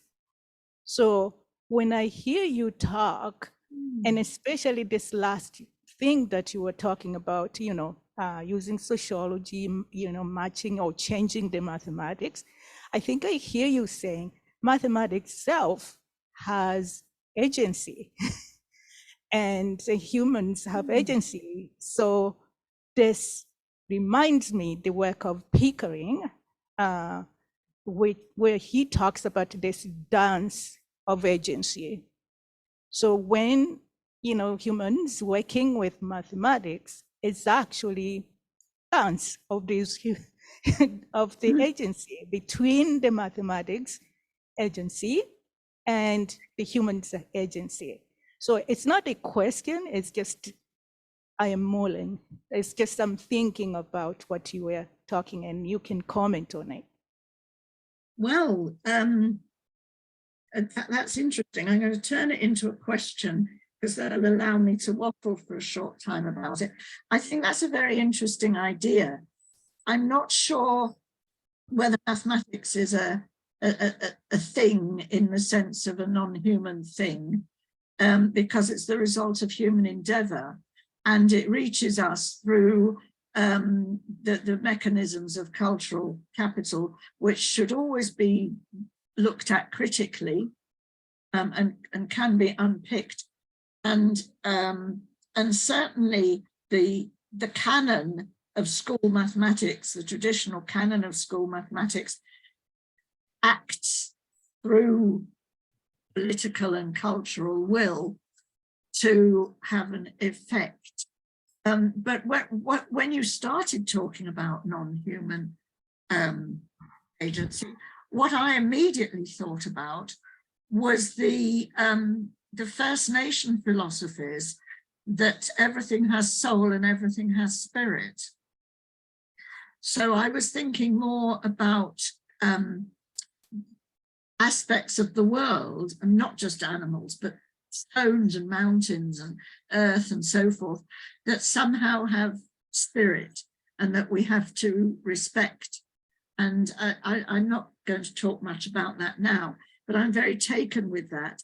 And there's a lovely bit of work by Jerry Lipka that some of you might know about, who worked for decades with UPIC, in the UPIC community, devising a mathematics curriculum that recognized First Nation, the UPIC view of the world and view of knowledge in a way that the European heritage curriculum doesn't do at all. And that was very interesting. I don't know how far it goes, but you might, like Joyce, I'm not a great one to push my writings, especially when they're expensive. But a couple of years ago, I did publish a book called Care in the Mathematics Curriculum, which you might like to look at. Please don't buy it, it's ridiculously expensive. But try and get hold of a copy and have a look at it. Because there might be some things in there that connect with what you're saying. But I'd be really interested to see anything you've written about this. Thank you. Oh, Thank I can you see so you. much. You're the person in the front row. Hello. Well, thank you very, very much. This was a really interesting morning. We are going to break now for lunch and then return at 12:30 to hear from Edward Silver and Rena Zaskas. Thank you again very much for the morning.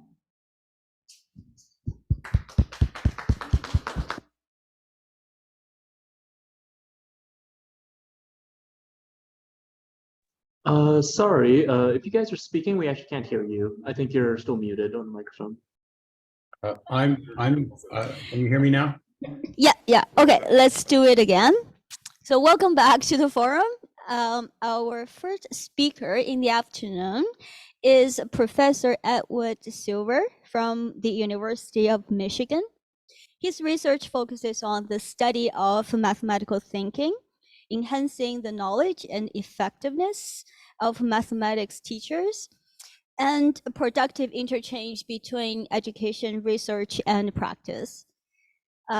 He served as editor of Journal for Research in Mathematics Education and also as co-editor of the Elementary School Journal. Welcome to join us today, Professor Silver.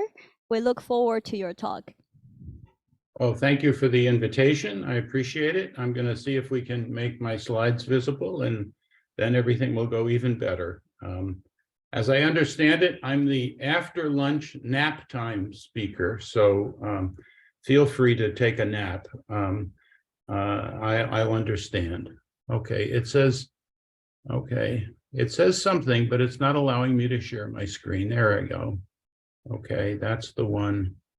All right. Now we'll see if we can do this. Now we go over here. And we will play from the start. Okay. Can you see the slides? Should I assume that's a yes? Thank you. Yes, yes. Okay, wonderful. Okay, well, Ken, thank you for the invitation to participate in this. I'm delighted to join the other speakers, and I will understand if your post-nap activity is your post-lunch activity is a nap, but I'll do my best to make it interesting and to give you something to engage with thoughtfully as well. So the title of the talk, as was said, is Reflections on Mathematical Thinking and Engaging with Mathematics Thoughtfully. I'm going to echo some of the themes I think heard in the first two talks, and but hopefully offer something in addition. So I chose this topic basically because I think that as I look back on my own career in mathematics education, I think it has really almost entirely been about trying to ensure that mathematics is perceived by students and understood by students and taken up by students as a thoughtful enterprise. And I think that will become clear why that's an issue as the talk proceeds. But I take as part of my inspiration for this the words of Richard Courant, famous mathematician, who said that mathematics as an expression of the human mind reflects the active will, the contemplative reason, and the desire for aesthetic perfection. And I interpret what Courant's words are to mean that mathematics is inherently a thoughtful activity infused with human agency and a quest for beauty. And I take this to tie to the final question in the Q&A before with Anne and Jinfa. But I would say that this view of mathematics is not the view that many students have of mathematics, and some of the questions that people have asked suggest that you've encountered students who don't see mathematics this way, even if they see it as a tough steak or something. They don't see it as a thoughtful activity infused with human agency. They see it as something that's dull and boring. They see it as something that's not intended to be understood, but a bunch of arbitrary rules and procedures to memorize and apply mechanically. And something that lacks connection, that doesn't have much connection to human beings or relevance to the real world. I think these complaints are familiar to all of you. These are not unusual. These are not unusual views of mathematics. Not all students feel this way, but way too many do. And I think that's dull and boring. Let me just say a word about dull and boring. So as I was preparing for this talk, actually, and the chapter that I'm writing for the book, I did some looking around, and I ran across something that Alexander Karp provided in one of his publications. Alexander, of course, is a well-known mathematics educator who has written a lot about Russian mathematics education. And he has an excerpt from a 19th century Russian memoir that just captured for me memories of my freshman calculus experience 150 years later. Karp offers this excerpt from the memoir. Walking into the classroom with his eyes lowered to the ground, he would come up to the blackboard, stand with his back to the class, and begin his lecture in a quiet, monotonous drone, or almost in a whisper, reading from his notes and making various calculations and sketching mathematical figures on the blackboard. For the most part, the cadets slept through his classes. Anyway, that's a caricature in some ways of mathematics class, but it's an authentic representation. from this memoir. We take it to be as authentic as the author, but it's eerily similar to what I experienced as a freshman calculus student 150 years later. And I think it may be less prevalent now that you'd see mathematics taught that way, but some version of that leaves students with a notion of mathematics being dull and boring.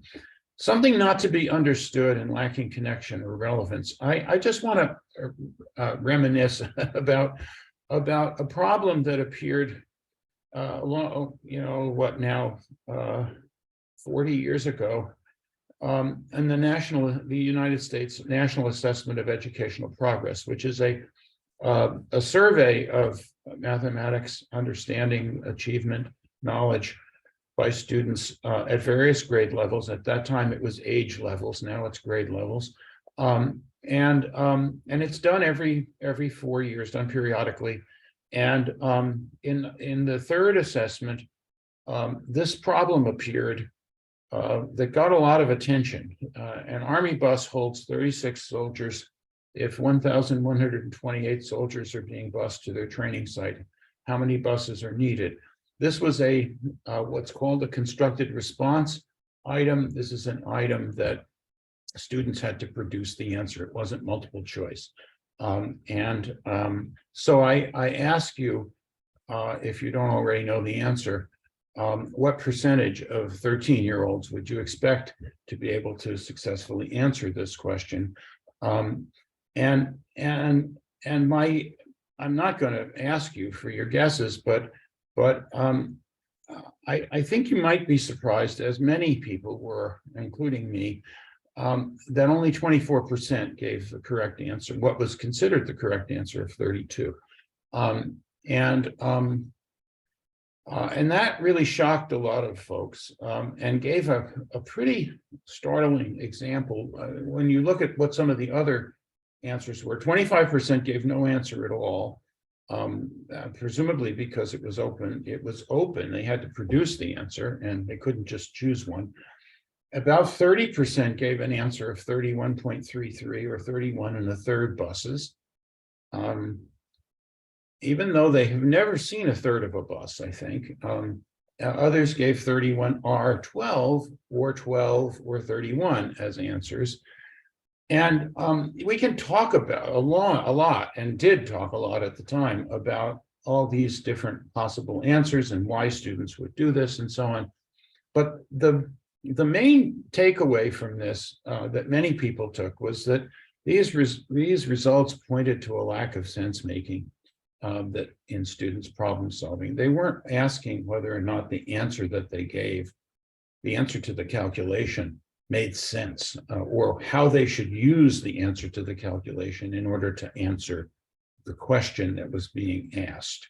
So this disconnect between sense making and mathematical activity was something that arose at that time. So I've sort of tried to say initially here why I focus on mathematical thinking. You're not a tough audience to sell on that, probably, but next I'll turn my attention to talk a little bit about problem solving as a particular type of mathematical thinking, and I will talk about work that we've done on studying that. And then some work that I've done over the past several decades with teachers, trying to help them provide opportunities for mathematical thinking in their classrooms. And then there'll be a closing benediction, and we'll move on. Okay, so mathematical problem solving. I think that mathematical problem solving, I don't have to tell you, I don't have to make the case for mathematical problem solving. It's long been recognized by mathematicians and educators as an important topic. Paul Halmos, well-known mathematician, said the mathematician's main reason for existence is to solve problems. And what mathematics really consists of is problems and solutions, although he acknowledged that lots of other things like axioms and theorems and procedures and so on were also part of mathematics. But he just saw mathematical problem solving as the core.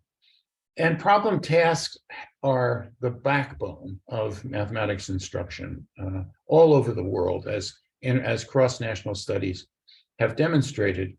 That's what students spend their time on, what teachers spend their time on, what students spend their time on, are things that are thought of as problem tasks, mathematics tasks. Okay, so mathematical problem solving, big deal, very important, and so on. But the classroom reality is that it's often not done very well, and it's often falls short of what people imagine it could be or should be. So I want to describe what I take to be a ritual practice that is still found and has been found for a very long time in mathematics classrooms when problem solving is done. It often comes down to the teachers provide a problem and the students expect that that problem will require them to use or practice some method that the teachers recently taught. That's the didactical contract. If that method doesn't quickly result in a solution, then they ask the teacher for help. There's no sense of personal agency or autonomy on the part of many students to persist in trying to solve problems when the method is not obvious. And then teachers are often unsure of how to assist the students in any way other than giving them the answer or showing them how to do it. This is the ritual that teachers and students are too often trapped inside of in mathematics classrooms too often around problem solving. So I think most of my career has been spent trying to disrupt that ritual. All right, we'll talk a little bit more about the disruption later. Ellen Schoenfeld and a bunch of other people have written about the way in which students emerge from this ritual practice, the views that they develop over time based on that experience. One of them is that mathematics problems come only from teachers and textbooks. That's where problems come from. They have one and only one right answer. They always have one. There's only one correct way to solve any mathematics problem. It's usually something we were recently taught. If you just do it the right way, don't worry about if the answer makes any sense. Just do it right, make it look right. And students who are good at math should be able to solve any assigned problem in 5 minutes or less. This 5 minutes is a variable number in some studies, but students sometimes think it's 2 minutes, sometimes a little bit longer. And if it takes more than 5 minutes to solve a problem, you can't do it. So you just kind of give up. Now, I'm sure you know students who don't fit this description. I do too. But too many students do have this cluster of beliefs, or many of them anyway, based on their experience over and over and over again in mathematics class. Well, one of the things I want to talk about that is a way of unraveling that is the work of George Polya. And most of you, I'm sure, are familiar with George Polya and his writings on mathematical problem solving, and his work with teachers to try to introduce thoughtful mathematical problem solving activity into mathematics classroom. He explicated a view of mathematics as a human activity that was concerned about ideas and thinking and creation. And he, in How to Solve It and in his other publications, sort of, was based on the notion that problems could take some time to solve, and that the method might not always be obvious, and that there were some suggestions that could help you if you got stuck, that you could be an agent of your own problem solving. This is a contrasting view to the version of beliefs that I mentioned in the last slide.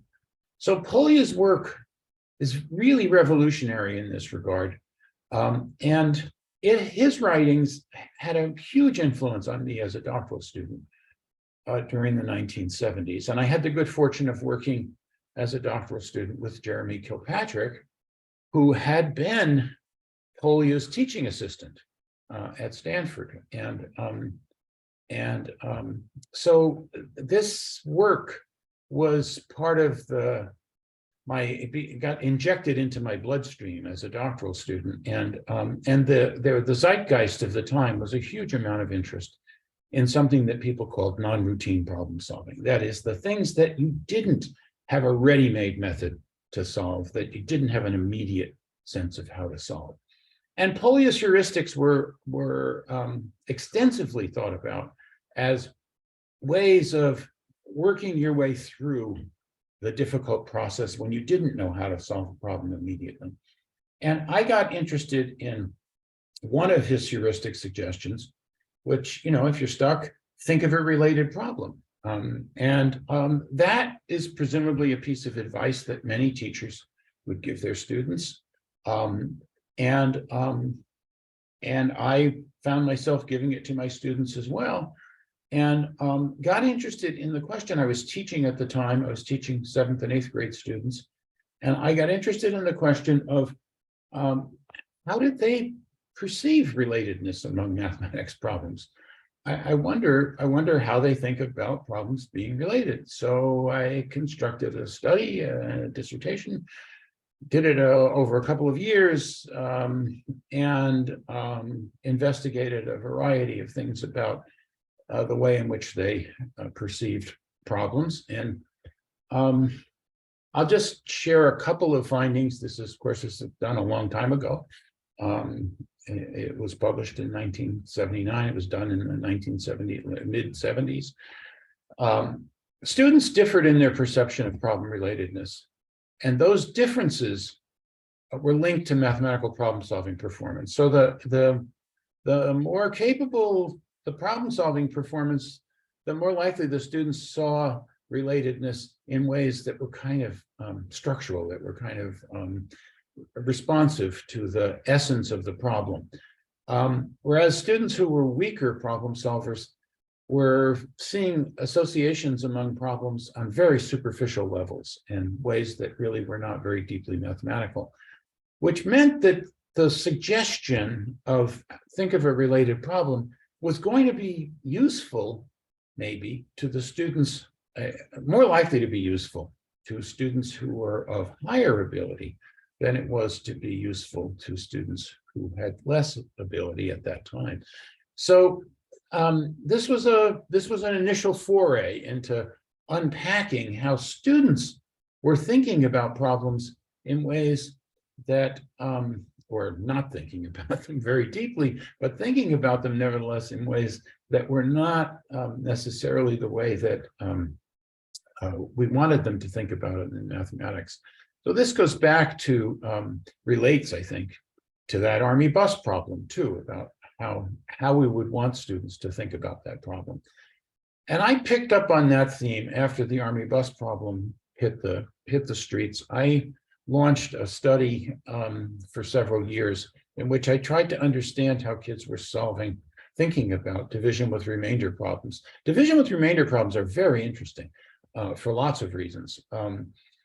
In part because you talk about ritual practices, schools in the teaching of division and the treatment of remainders, 1 year you'll write R and do it only a whole number representation of the remainder. And then the next year the rules change and now you're supposed to write it as a decimal or as a fraction, and then the next year you write it as a fraction or a decimal, depending upon which of those you do first. And it's typically quite arbitrary, and there is no discussion about the mathematics underlying that transformation in representations and what it means, and what a profound difference there is between writing the remainder 12 and writing it as 0.33. It's just a ritual practice. That's what it comes down to. Anyway, anecdotally, and I can't resist this anecdote. my daughter, when I was doing this study on middle school kids, understanding of division with remainders and solving these kinds of problems, my daughter was in elementary school, and they were studying multiplication and division.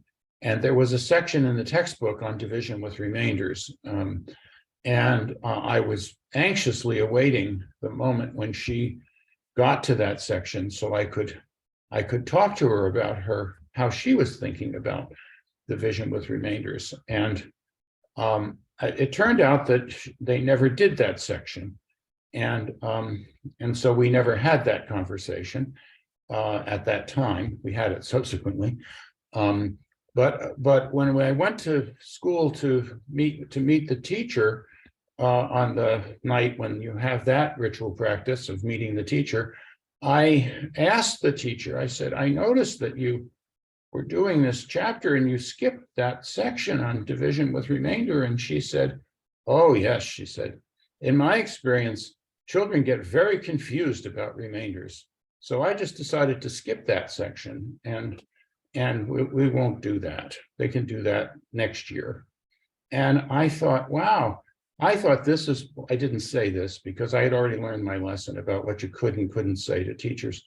But I thought, isn't that what kids need teachers for, is to work on the things that are confusing? Anyway, division with remainders was a confusing topic for many kids. And in this study, we had students show their work and explain their solutions. So there was an explanation, which didn't exist in the Army bus problem, the NAEP situation. We got 43%, 14 is the answer. Oh, by the way, we did this in a variety of ways, including making the remainder smaller than a half or larger than a half rather than exactly a half. And there wasn't any significant difference in what we got. So I'm only going to talk about the half possibility here. And so we had a bunch of students who gave these other answers, 13, 13 and a half, 13, 13, R 20. We had that too. And the students who gave incorrect, often unreasonable numerical answers did so because they made long division errors. So that was a thing. More than half of the explanations were purely procedural.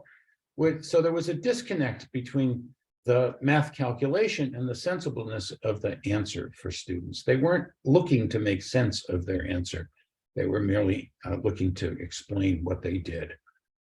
We did have a few students, not a lot, but about 1%, who gave intriguing responses, explanations for answers like 13 and a half, which is to say, I need 13 buses and something else, not quite a bus, but something else. We need a van, a minibus, we need something else. And you will sometimes find those kinds of reasons given, which brings up another topic that I'm not going to talk about today, but it's nevertheless intriguing. But this was a study published in JRME in 1993. All right, so remember what we had before was the typical way in which students see mathematics and what they take from their problem-solving experience. I wonder now if we did something like what Jinfa was talking about earlier and did some problem posing, and we said, okay, suppose we said to students, write and solve problems that can be solved using the same division statement, 540 divided by 40, but have different solutions. Can you propose two different problems? Are there others? This is something that we tried out with students, and priming students in this way, it turns out it's difficult for them to do it initially. But once they get a sense of what might happen and how the different problems might yield different answers, they then see, oh, we really have to make sense of the calculation, not just do the calculation. So there's an example of where problem posing might actually have an impact on students thinking about the reasonableness of answers. So it's interactive with their problem solving experience. Another example of a problem posing that's one of my favorites is to, take triangles, subdivide them and so on, and then just, this is a typical sort of task that often has a specific question associated with it. Like, what's the area of the blue triangle and what's the area of the, how does the area of the blue triangle change over time or whatever. But there are lots of problems in here. How many triangles are there? I mean, lots and lots of problems, as you could imagine. And students get very good at generating problems, and then those problems become interesting problems for them to solve. And they often are really interested in what I call open problems, because these are situations that are open in various ways, either to different interpretations, different solutions, different questions, different methods, or in suggesting generalizations. Another one of my favorites is a problem that appeared on a mathematical contest. Show that the product of 4 consecutive integers is always 1 less than a perfect square. Perfectly wonderful problem. But you could open it up and say, consider the product of 4 consecutive integers. Make some conjectures. What can you conjecture about the product of 4 consecutive integers? Well, it turns out students generate a lot of things about it when you ask them.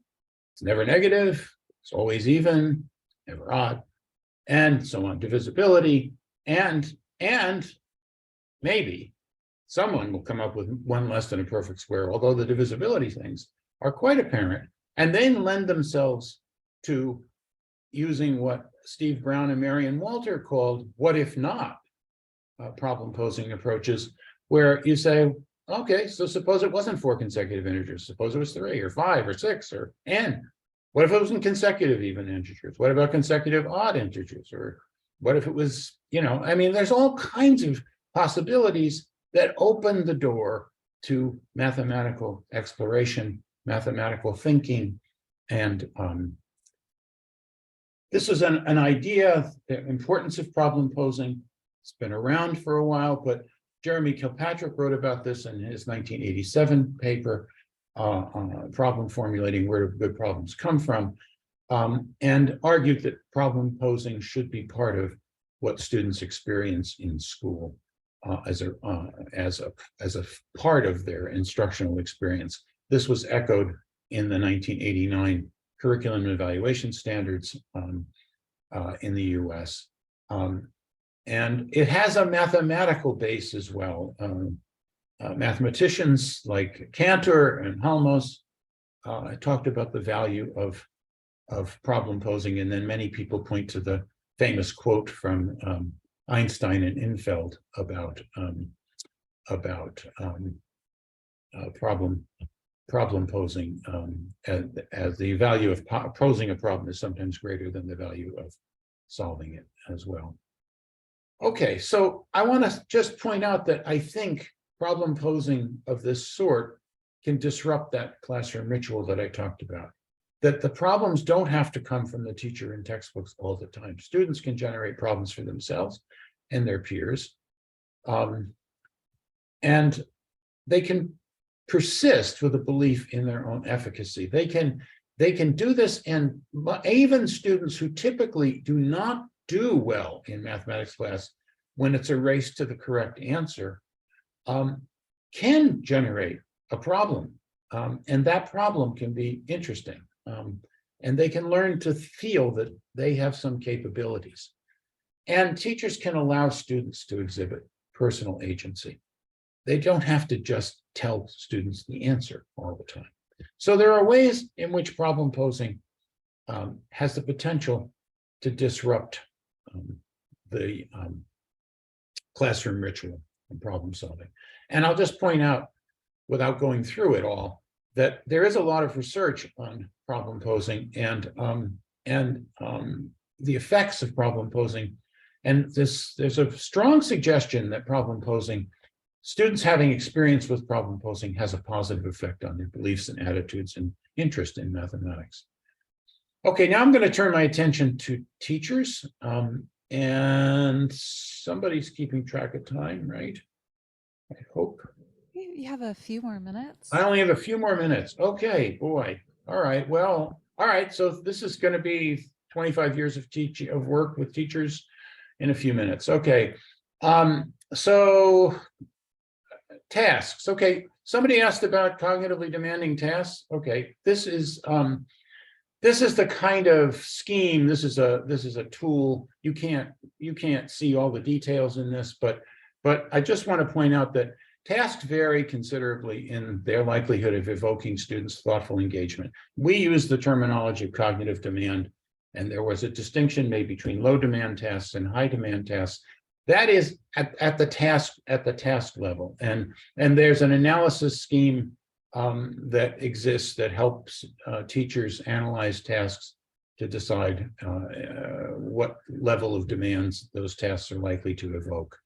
All right, the features of high demand tasks are, they're more complex, non-algorithmic, involve problem solving and reasoning, or they might involve procedures with explicit connections, some way in which students give evidence that what they're doing procedurally, they can connect to some sort of conceptual understanding, or they can do it in multiple ways or connect it to multiple representations or whatever. So there's different indicators. All right. The cognitive demands of the task are not fixed. They evolve during instruction. So tasks are important. Having a good task for students to work on is good, but teachers make a difference too. What teachers do influence the nature and extent of student engagement with challenging tasks and affect students' opportunities to learn from the tasks. We use this thing called the mathematical task framework, that there are these critical moments, the tasks as they exist, then the tasks as the teacher sets them up. Sometimes teachers modify tasks as they hand them over to students. Then the task gets enacted by the students and the teacher interacting with the students while they're working on the task. And out of that comes whatever student learning emerges. And what we learned was that consistent engagement with high-level tasks leads to the greatest learning gains for students. And this is similar to what was subsequently found in the TIMSS video study, the second TIMSS video study, which analyzed classrooms from seven different countries, and found that the consistent indicator of difference between high-performing countries and lower-performing countries, that is, countries where kids performed high or less high on the PISA or on TIMSS, was the experience that kids had in classrooms working with cognitively demanding tasks. So that's the one thing that really mattered. It wasn't how they were arranged in class. It wasn't how much kids talked. It wasn't group work. It wasn't anything else that they looked at. It had to do with the nature of the tasks that kids got to work on and how they were enacted.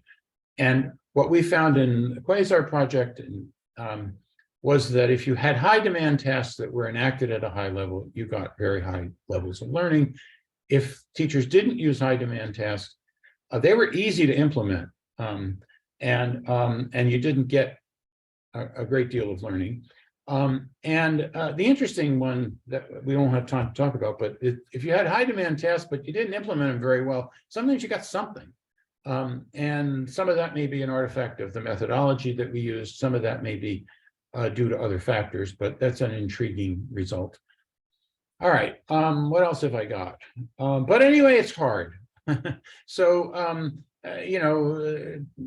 it's important, but it's not easy. And I can skip that. But anyway, one of the things that these are some of the key things that teachers find difficult. And I'll just say this, and that is, it's hard to resist the urge to tell and to direct and to give students time to think. And people asked a question earlier about the press for time. This is a huge issue that teachers face. So having really good tasks that are worth spending the time on is important. Knowing how to ask questions rather than telling students what to do, how to support rather than replace student thinking. One of the things you see in the TIMSS video study clips that was very striking is that in the American classrooms in particular, there was a lot of thinking going on. It was all being done by the teacher. The teacher was working so hard, and the students seemed not to be thinking at all. It was just really disturbing.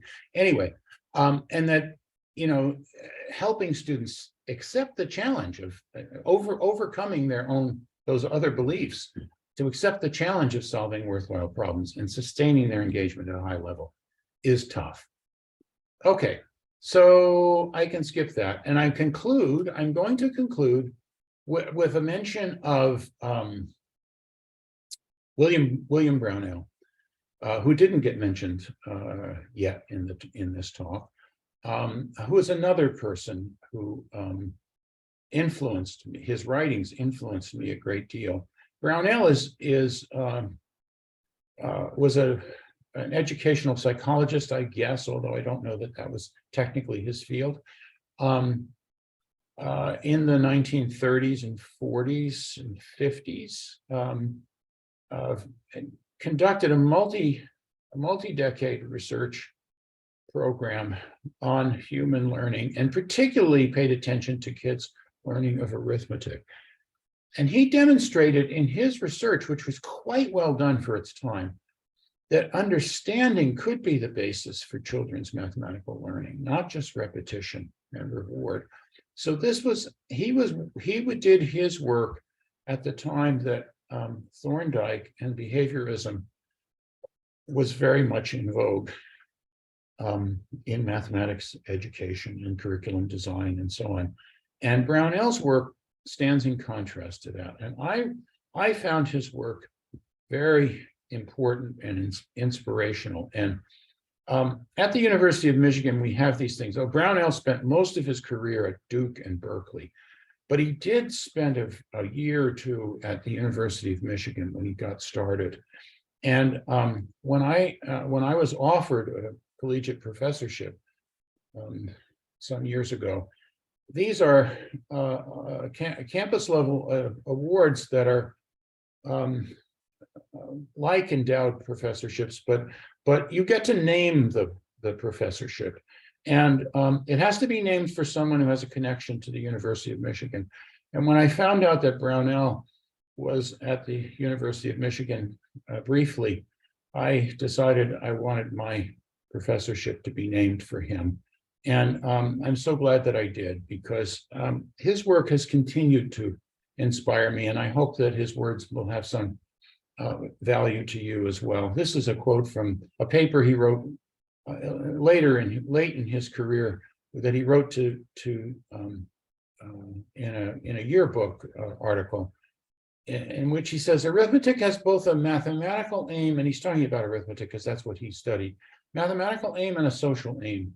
To be intelligent in quantitative situations, children must see sense in the arithmetic they learn. Hence, instruction must be meaningful and must be organized around the ideas and relations inherent in arithmetic as mathematics.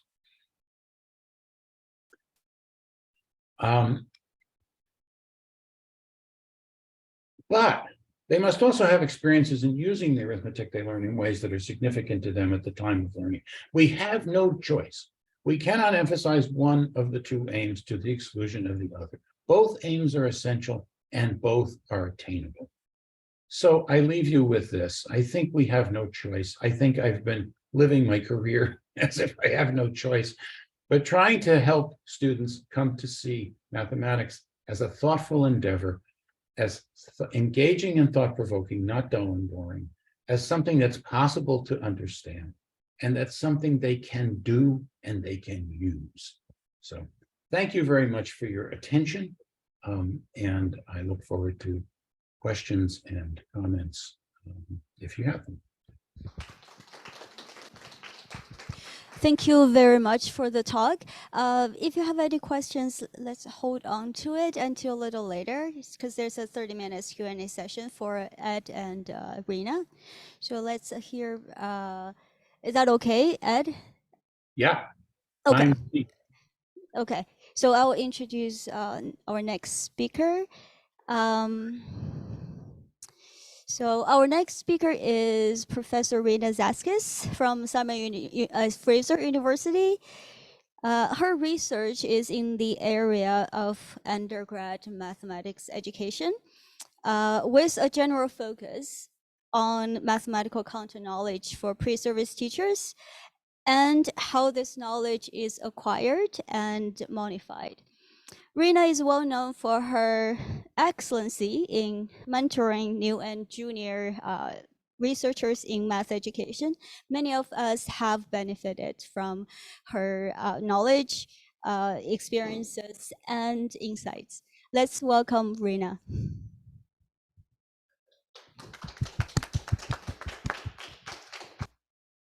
So thank you very much for welcoming me. Thank you very much, Kitty. Thank you very much for inviting me. And I believe my screen is shared now. Please, somebody let me know that this is the case.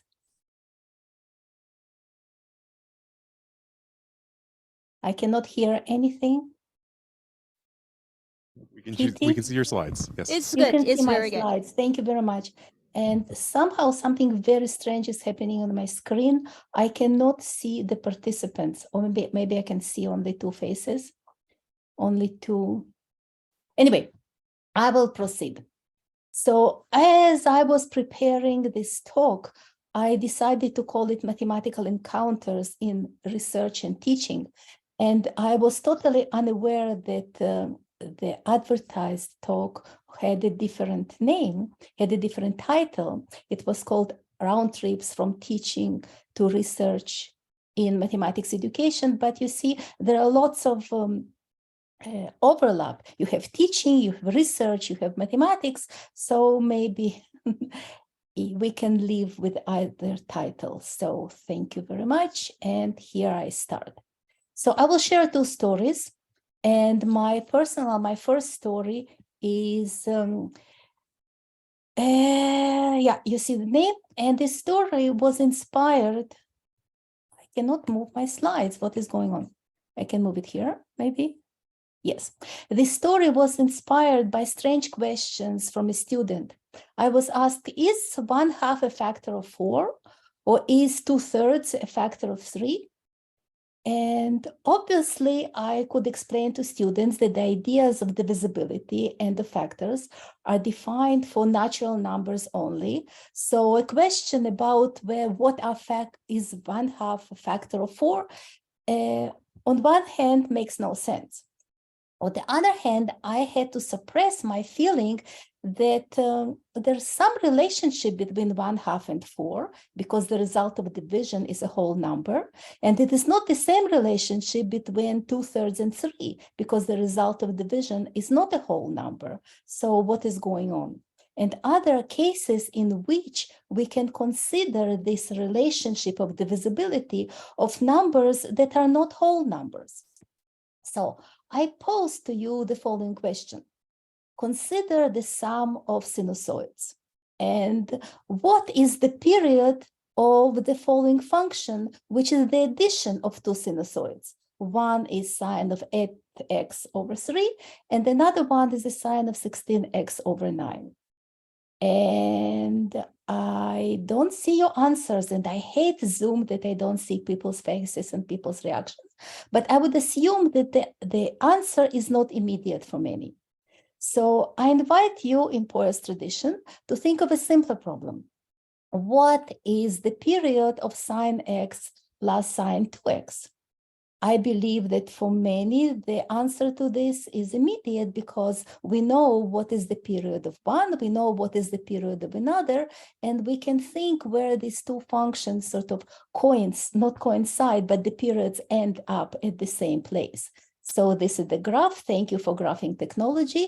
And we can also think about sketching both functions on the same page, and we see that here two blue waves coincide with one red waves at the point 2 pi and 0. Do you see my cursor? I hope you see my cursor moving. And this is the period of the sum of the functions.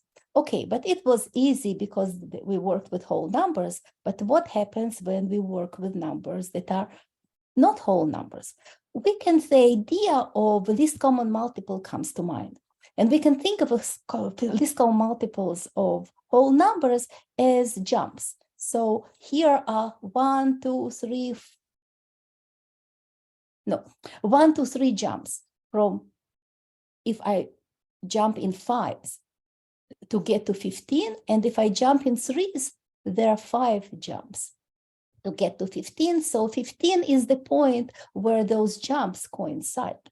But this thinking of jumps and where the jumps land on the same point should not be restricted to whole numbers. I can think and draw almost the same line with jumps when it is 2/3, for example, 2/3 and 2/5, and I see that here is the first point at 2 where the jumps coincide. So I would like to think about it as least common multiple, even though the least common multiple in my knowledge is defined for whole numbers, for natural numbers only. So how can I think about the sum of these two sinusoids? Obviously, I can graph it and see somewhere here what here is, no, here is the end of the period. What is this point? Okay, I can plot it and find out that this point is 9/5/4. But how can I find this point theoretically? Once again, here are these two functions drawn one on top of each other, and I see that the periods coincide somewhere here, but what is this? No, here they don't coincide. Here, what is this point? So I would like to extend the formal definition of a multiple, because the ideas that came to mind are the ideas of least common multiple. So for natural numbers, A and B and K, we say that B is a multiple of A if there exists a natural number K such that B can be written as A times K. Fine, public knowledge. But with this analogy in mind, I would like to define multiple X. That means multiple extended for rational numbers as follows. A rational number, M/n, is a multiple X, multiple extended of a rational number, A/B, if there exists, once again, a natural number, K. So the result of division is a natural number, such that A/B, rational number, multiplied by a natural number gives me the rational number. So once again, use the analogy, it is my extended definition of multiples as applicable to rational numbers. And similarly, I will define the least common multiple extended of two rational numbers, which is the smallest rational numbers, which is extended multiple of both.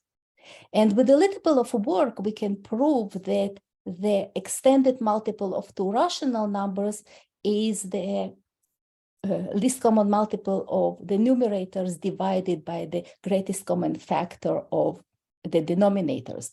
It is not hard to prove, and I can give you the reference for this later if people are interested. But with this definition in mind, I can find the multiple extended of 8/3, and the other number was 16/9. So we know that the period of sinus of 8x/3 is 3/4 pi. And we know, once again, public knowledge, that the period of 16/9, sine of 16x/9 is 9/8 of pi. So using the definition that I provided previously, we find the extended multiple of these two rational numbers, and it works out to be 9/4, 9/4. So this is 9/4 is the period of the sum. It is the same sketch, the same graph that was shown previously, and that's it. So what is it? Oh, okay. So can we always find it? And the answer is yes. The issue of commensurability of rational numbers is usually mentioned in the discussion of incommensurability of irrational numbers. But in fact, any two rational numbers are commensurable. That is, there exists a unit that measures both. It means I can find a whole number. I can find the rational number such that the result of division for both will be a whole number. So the image is that the same unit fits in each one of those rational numbers integer number of times. So yeah, so what is this larger unit that measure both? For natural numbers, this unit is the greatest common factor. And similarly to the to what I previously defined as extended least common multiple, I can define extended greatest common factor, which is once again the extrapolation, the extension of the definition from natural numbers to rational numbers. Once again, that's how it is found. This is the formula that can be easily proved. And once again, I can give a reference to the proof for those interested, but maybe some people would like to prove it for themselves. So I was very proud of myself. Great invention. I extended the idea of least common multiple and greatest common factor from natural numbers to rational numbers. And isn't it something to celebrate?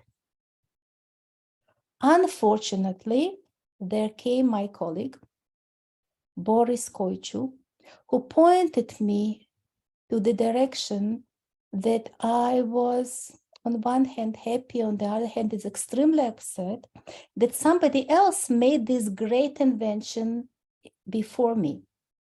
Any guesses who this was? And I don't see a chat, even though I see there are 4 people in the chat. Okay, I see a chat now. Any idea who this was, who made this extension before me? Thank you, Zach. Yeah, thank you very much, Zach. Yes. It was this guy, Euclid. Yeah, he did everything before me. So let's go through the Euclidean algorithm. What we learned in school as the Euclidean algorithm is that the greatest common factor of 2 numbers is equal to the greatest common factor or greatest common divisor. I use factor and divisor interchangeably here for the smaller number and the remainder of the division of the larger number by the smaller number. So I can look at this R, the remainder, as the larger number subtracted a whole number of times, natural number of times, the smaller number, which it can be referred to as repeated subtraction. And we can do this repeated subtraction several times and stop when the remainder is 0. That's how Euclidean algorithm is taught in school. But what is the Euclidean algorithm according to Euclid? In order to go to the Euclid, in order to think about Euclidean algorithm according to Euclid, few things about Euclidean terminology. So we, in modern notation, we say that A is a divisor of B or A divides B. Euclid says A measures B. So once again, A measures B is the same as A divides B. And when we say greatest common divisor, greatest common factor, Euclid refers it to greatest common measure. So actually, there are 2 propositions in elements that can be referred to as the Euclidean algorithm. And what I did, I know it is hard for some people to see, I put these 2 propositions side by side, and they're very much the same. The drawings are similar, but very little can be learned from these drawings. But let's look at it. Let A, B, C, D be 2 given numbers, not prime to one another, meaning not relatively prime. It is required to find the greatest common measure. Let here be 2 given commensurable magnitudes, and we have to find 2 common measure. If we move on, the same idea of repeated subtraction, where do I say it? Here. a C being continually subtracted from the greater. Here we also see the less is continually subtracted from the greater. So I can put these two propositions side by side, and they look like they're the same. So what is going on? What is the difference? And the difference is here in the very beginning. One proposition talks about two numbers, given two numbers not prime to one another, find their greatest common measure. And the other one talks about given two commensurable magnitudes. Commensurable magnitudes. So actually the Euclid extension was much greater than mine. I thought about commensurable magnitudes as rational numbers. Any two rational numbers are commensurable. And here are commensurable magnitudes, which are not necessarily rational numbers, but it applies to rational numbers. So this is about Euclid, who spoiled my invention. But I would like to work with you and apply Euclidean algorithm and find common measure of two rational numbers, how it works. So first of all, we subtract one from another. And so, yeah, and now we have to find the common measure of one of those numbers and the remainder. And once again, we can subtract this number 22 over 15 three times. That's what we get. And once again, find the common measure of what we have before, the smaller number and the remainder, and do it once again. Find the common measure of the smaller number and the remainder. I hope that some of you follow my arithmetic. It is very hard to talk when I don't see people. I hope that somebody will smile here. And once again, find the common measure of the smaller number and the remainder.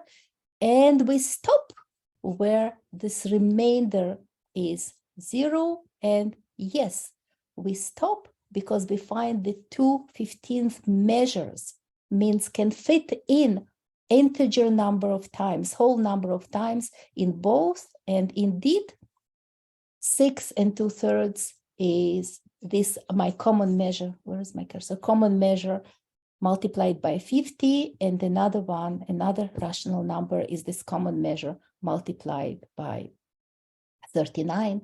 So, hey, we applied Euclidean algorithm to rational numbers. So connections. Once again, connections between sum of trigonometric functions and number theory, extension of number theoretical work, and tasks for students and teachers from this experience that we implement is a conversation. We are familiar with two ways of finding greatest common factor of two natural numbers. One is the Euclidean algorithm, and one is attention to exponents and prime factorization. Which is better? Initially, students believe that attention to exponents is better. And once again, what is better? Why would you call something better than another? But it takes some work and some attention to realize that Euclidean algorithm works wonderfully when we work with big numbers. Big numbers, I mean, those that are not easily factorable, not easy to find their prime decomposition, which is usually not the case in school. We look for prime decomposition of numbers that have only very small prime factors. And also, Euclidean algorithm can be extended to rational numbers.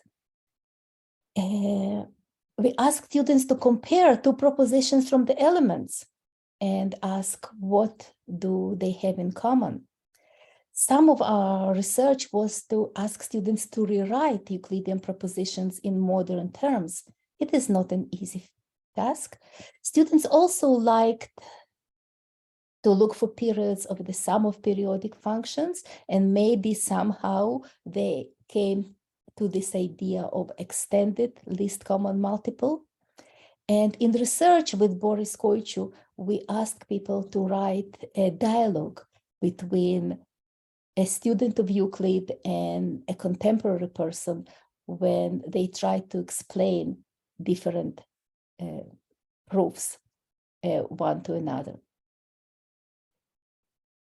So this is the end of my first story, and I was not watching the time, so I believe this time I still have time to move to my second story, which is some of research that was conducted with Ofer Marmur, and this research related to rational and irrational exponents.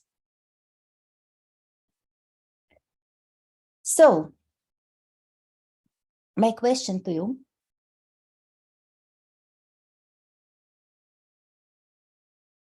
thank you, Zach, for showing me your face. I wish more people did it, even though I can see only a few.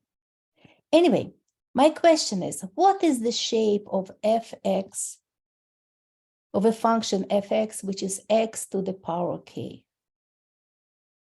What is the shape? And obviously you cannot answer this question, even though somebody trying to show me things. You cannot answer this question because they haven't told you what is k. So obviously you know a few things. If k is 2, okay, it is obvious. When k is 3, sure, we know this. If k is -1, okay, we know this. But what if k root of 2? I know that some of you can show me, but please agree with me that it is not obvious. And what is k is 22/47? I think it is not obvious for a few. And personal engagement with this, playing with these exponents, led to some interesting research. We asked students to sketch x to the exponent of root 2. So my plea to the audience, would you please fight your urge and not use graphing technology now, because I know it was the first reaction of many people to skip the Zoom or find another screen or try to sketch it on your graphing calculator, on your cell phone. Please don't do it. You will do it later because it will spoil the fun. So in our research, we asked students to sketch x to the power root 2, and some had difficulty, some different people had different ideas, but in order to lead them or maybe mislead them, we gave them following ideas. Okay, that's how the graph of approximation of x to the power, something which approximates root 2, looks like. Can you sketch the graph of x to the power root 2 now? Okay, and that's how the graph of x to the power 1.48 looks like. Can you sketch the graph now?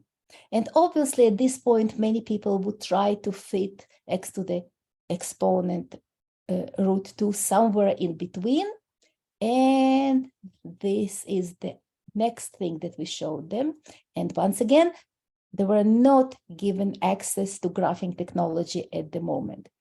And here was surprise, question, puzzle, what is going on here? Why this green graph is only on half of the screen, only half of the line, does not exist on the negative part, and the other one is on both parts. What is going on? So some people try to explain, and different explanation. I will show you some of them in the moment. And then we showed them, it is the black one, the actual graph of x to the power root 2. And here they could use all kinds of different technologies and check different things and attempted to explain why x to the power root 2 looks like it looks. So this was our sort of interview protocol, showing these graphs one at a time, at the end asking students to explain why to explain the graph of x to the power root 2. And our theoretical framework, we use the notions of hypothetical learning trajectory and sense making, and we suggested a blended construct, which is sense-making trajectory, and try to map sense-making trajectory of, this is the task again, of different students. Anyway, we made this flow chart, and we could fit almost everybody to this flow chart, but I will show you only one person, because what was interesting that the data analysis revealed not only how participants think about irrational exponent, but also how they think about many related mathematical ideas, such as rational exponents, appreciation of approximation of irrational numbers, how they think about function and numbers and meaning, how they think about even and odd numbers, even and odd functions, and the meaning of exponentiation in general. So all these ideas came up in the interviews with participants, which showed us many more things than simply how they think about irrational exponent. So here is part of the interview with Emma at the point where she sees these two graphs, the graph of x exponent 1.4 and exponent 1.48. So she says it's not an even power, so it's going to be -1. And the question is why it is not an even. Obviously, we see here that she recognizes the shape, which is similar to shape of x to the power 3, so which is an odd power. So what is going on? And she says, because root 2 never ends, you don't know if it ends like 3 or 2 with an even and odd, because it is ever going. So, okay. So if it is not even, maybe it is uneven. And interviewer says, so you don't know because it is never ends? Yeah. And she says, it is definitely not even, but it's also not odd. So it has to be something. So maybe it is fitting it to be odd and not even. It fits her image better at this point. And then we show her a graph also of exponent 1.5. And here is her total confusion between even and odd functions and even and odd numbers. She tries to think of, instead of 1.5 and 1.4, she tries to think about 14 and 15. And once again, she's totally confused. 15 is an even number, which means it's like an odd-powered graph, and it is not what the image of graph in front of her. So once again, total confusion of a participant, and her ideas, incomplete ideas about even and odd numbers, even and odd functions surface here. I will skip this one. And here's another one, reaction from Owen, who in the beginning tries to think about exponents as repeated multiplication, but when the exponent is root 2, he has difficulty to interpret it. And once again, what surfaces here is the thinking of multiplication as repeated addition and thinking of exponentiation as repeated multiplication, which is not the only way to think about it, and thinking that way could be problematic. But anyway, at the end, he was able to explain, to write 1.4 and 1.5 as a fraction and interpret it correctly and get the idea. So because there are so many approximations, and those approximations don't necessarily agree with each other, so you cannot be certain if the graph exists where x is negative. So to be on the safe side, hey, let's not put it there. So that's how he explained the exponent. So, and here is this explanation more in detail. If we look at, if we explain these exponents as roots, one root is positive, one root is even, one root is odd. Therefore, one of these functions is defined for all real numbers, and another one is defined only for positive numbers. So, which brings me to the question, how many different shapes are there for a graph of x with exponent, which is a rational number? How many different shapes are there? And now I'm switching to chat to see answers to maybe people tell me how many different shapes are there. At least 4 is a good answer. Thank you very much, Zach. Infinitely less than that. I'll show you in a second. Somebody else?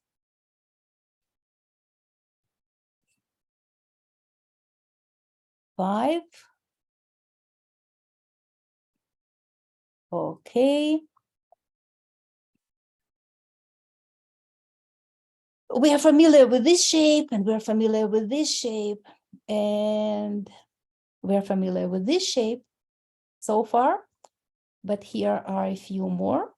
So these are the familiar shapes that I mentioned so far, but here are a few more, because when m over n between 0 and 1, we get those wonderful shapes. And of course, all this doesn't include the idea when m and n are equal. So there will be at least one more. So what is the shape of f of x to the, which is x to the power k? Oh yes, it depends on what is k. And we looked at all this, and now obviously you know how the graph with exponent root 2 looks like. But if you were paying attention, somebody can please show me how will the graph of x with exponent 22 over 47 look like? And can somebody show me, please? Can somebody from the classroom come so I can show, so I can see, and I don't see, and I don't see, and I don't see. And it is very nice. Zach is holding up an S shape. Yeah, I saw it and I ignored it. I drew some like heart shape, if that helped. I don't think you saw it. Okay. Anyway, this is the disadvantage of Zoom, because in the classroom, I would force everybody to show me something. But anyway, that's how it should look like.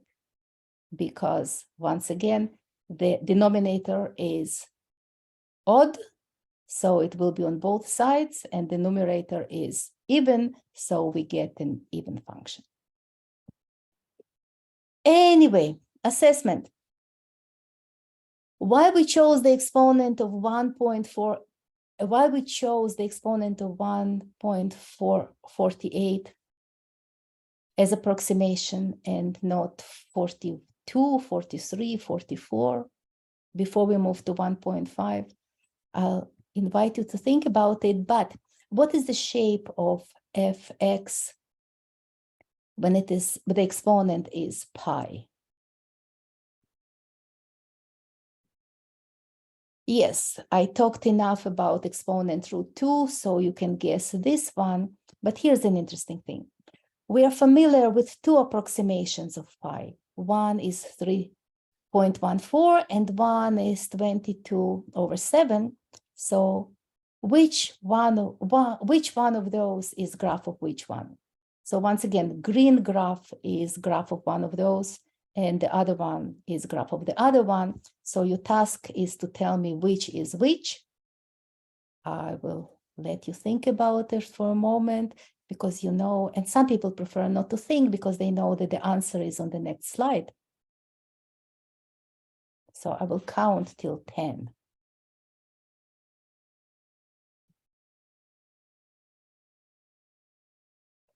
Okay. Yes, some of you guessed, not guessed, but inferred correctly. So once again, 22 over 7, the denominator is odd, so it exists on both sides, and numerator is even, so we have an even function, and 3.14. To think about it, You can look at it at 14 over 100, simplified as 7 over 50. So in reduced form, the denominator is even.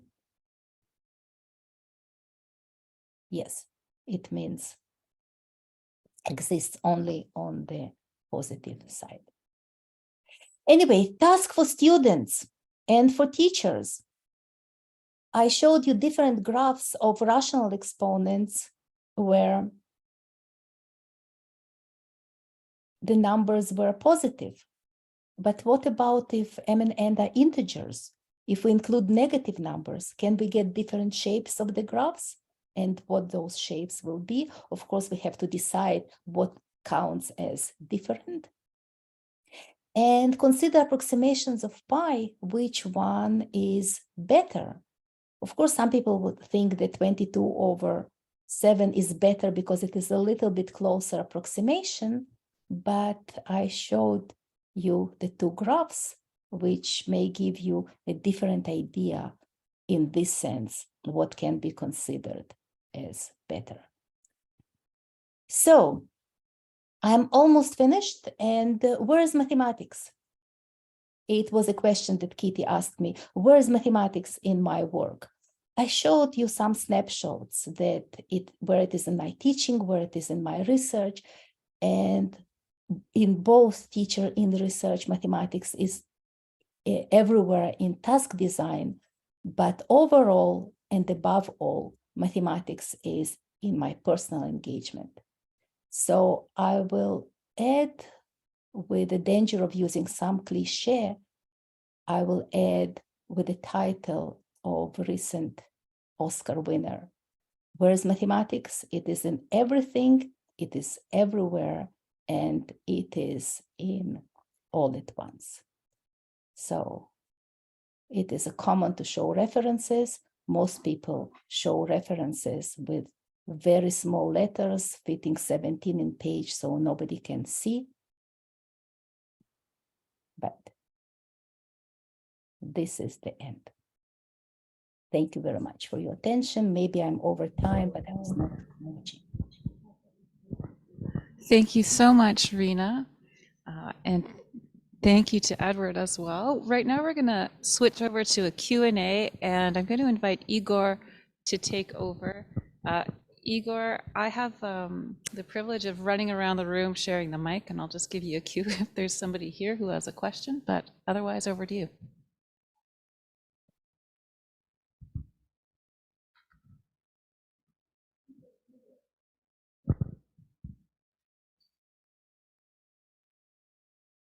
We're on it. Unmuting you. Thank you so much. Thank you, Amy. Thank you, Rena. Thank you, Ed. We had a question from Olga, so maybe we can start with that. So it's a question for both of you. You may read it in the chat. So both of you alluded to a classroom discourse and what students can and should be allowed to be confused about. And from the perspective of developing habits in classroom discourse that support students' problem posing, there is a substantial amount of unlearning to do among teacher candidates with regards to what mathematics is and what it means to do mathematics. For example, the traditional discursive triangle, initiation, response, evaluation by the teacher or a textbook pose the problems, and the students is the one who provides the response, and the teacher is the one who provides the evaluation of the response. Can you share some thoughts about habits and beliefs teacher candidates need to unlearn and relearn to allow students authorial voice, agentive voice maybe, in mathematics to develop? Maybe we will start with Ed to give Rena a few more moments to breathe after her presentation. Well, that's not an easy question, but a good one. I would say that that in the question you already have your own idea of the answer, and I think it is the case that if prospective teachers have have, by and large, especially at the secondary school level, I think it's different for elementary school teachers than it is for secondary school teachers, but secondary school teachers people who are going into secondary school teaching tend to be students who were successful at mathematics under a set of rules that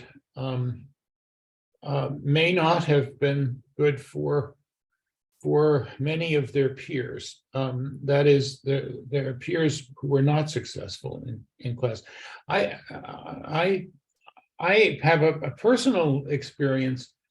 I had one of the most important mathematics learning experiences of my life happened in what was undoubtedly the worst classroom I ever was in. And I made a bad choice as a teenager and decided not to take calculus in high school. And I was put into a math class in senior year that was taught by the assistant football coach, who really, I think, did not know much mathematics, and but didn't pretend to know it either, which is a good thing.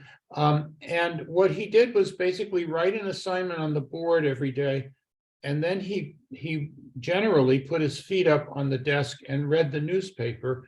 And if you had a question, you could come up to the desk and ask him the question. And for some reason that I don't completely understand, but it had something to do with our personalities and interests and so on. There were 4 of us who sat near each other who decided we were going to learn the mathematics independent of the teacher, and we did. And we worked together, and we worked in class and out of class, and it was the first time in my life when I think I was aware of the fact that I could learn mathematics without the help of the teacher, without having a good teacher. I was blessed to have good teachers up until that point, I think, and I didn't notice it. I didn't know I had good teachers because I only had good teachers. And this guy helped me understand that there was a big gap between what he was doing and what others had done. And that moment sort of lit up in me a sense of personal agency. And I think it made a big difference as I look back on my trajectory. I didn't immediately gravitate to being a mathematics major in college, but I eventually got there. And part of it is because I had that calculus instructor I also alluded to earlier. And it didn't matter, because when I had that calculus instructor, I knew I could learn the mathematics independent of the teacher. So I didn't need someone who was going to hold my hand and work me through it. So, but my point is here that people who go into mathematics tend to have been people who figured it out for themselves. And so I think they may not feel that, beyond the fact that some teacher encouraged them, some teacher said good job and gave them positive feedback, and they gained something from that.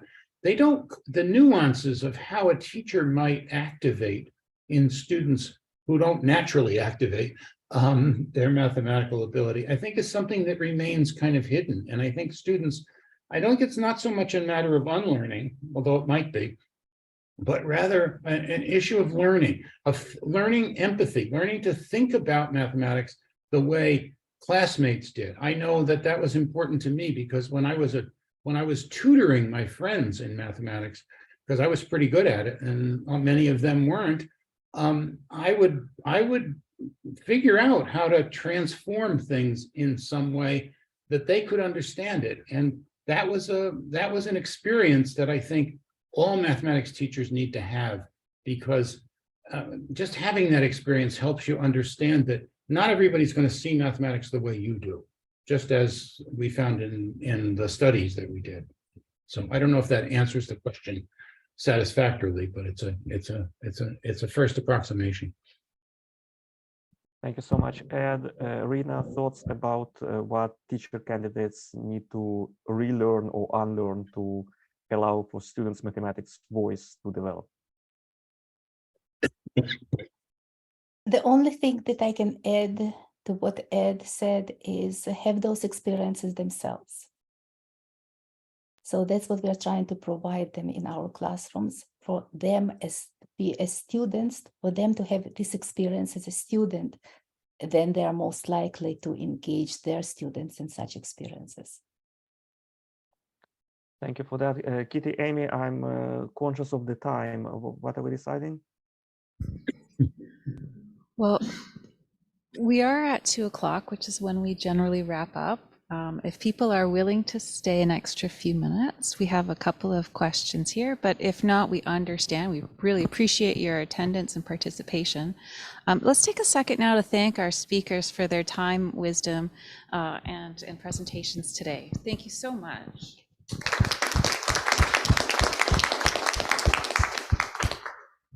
We've been really privileged to have the talk, and people don't want to let you go, so I'm going to pass the mic to someone who has a question. Hello, and thank you for your talk.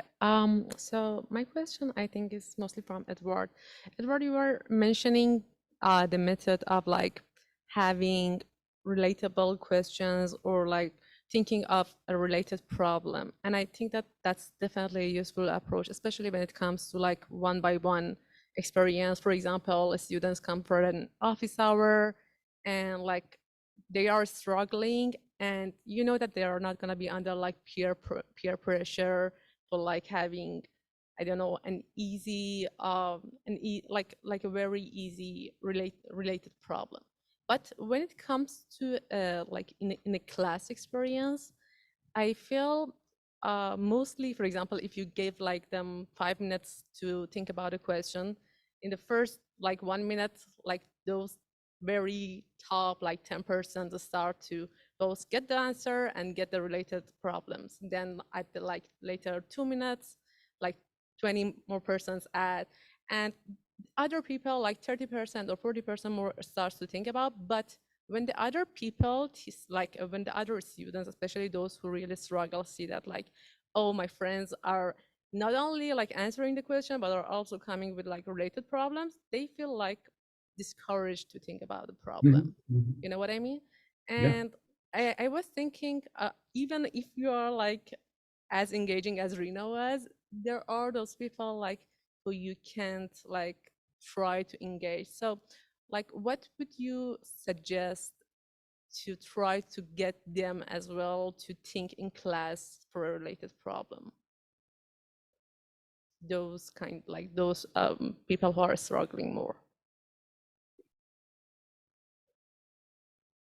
Well, I think there's no simple solution to this, but things that we've worked with teachers on certainly is different ways of engaging with students that support those students to have time to continue thinking. And you can find ways perhaps to challenge the faster students, the students who are more likely to get there quickly, perhaps to generalize from that, or take it another step further and give them something more to work on. But if the original problem is something worth working on and some other students need more time, then there may be ways of getting these more capable students that you don't want to sort of take over and end the search for the others, to work on extending their thinking in some other direction, because it's not always the case that the quest should end with the answer to the specific question that you asked, right? And I should say that one of the things I really like about problem posing examples is that very often when you flip the script and change the nature of what's being asked, so that the answer, it's not a race to the correct answer, but it is something else, an observation that even the students who don't get to the correct answer fastest can make a reasonable mathematical observation and have that have that reinforced positively, have that noticed, because you look for that. You would look for those students who aren't ordinarily the ones to give the answer, to be the ones to make a contribution. So when like the product of 4 consecutive integers, trivial example, but if kids say, well, it's always positive, that's an observation that matters. That's not trivial, that it's always even.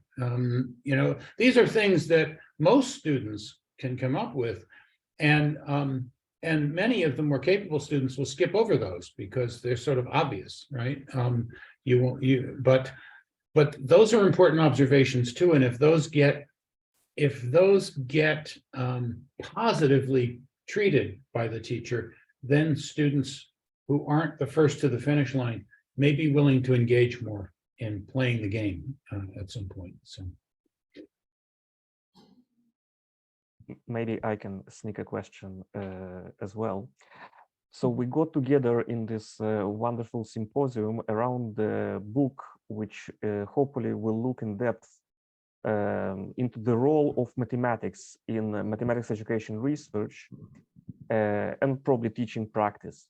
So can I invite, please, both of you to reflect on what changes and developments do you see in mathematics, or in the role of mathematics, or in the kind of mathematics in mathematics education research and in mathematics teaching? Maybe some interesting highlights that you can offer to us based on your decades of experience with the topic. Rina, maybe we can start with you. No, start with Ed. No, start with Rina. Now, I don't know if this will answer your question, Igor, but I just noticed the other day, I was noticing that I'm writing a commentary chapter for a book of papers collected from the International Congress, the last International Congress in Mathematics Education, and the topic study group on problem solving and problem posing.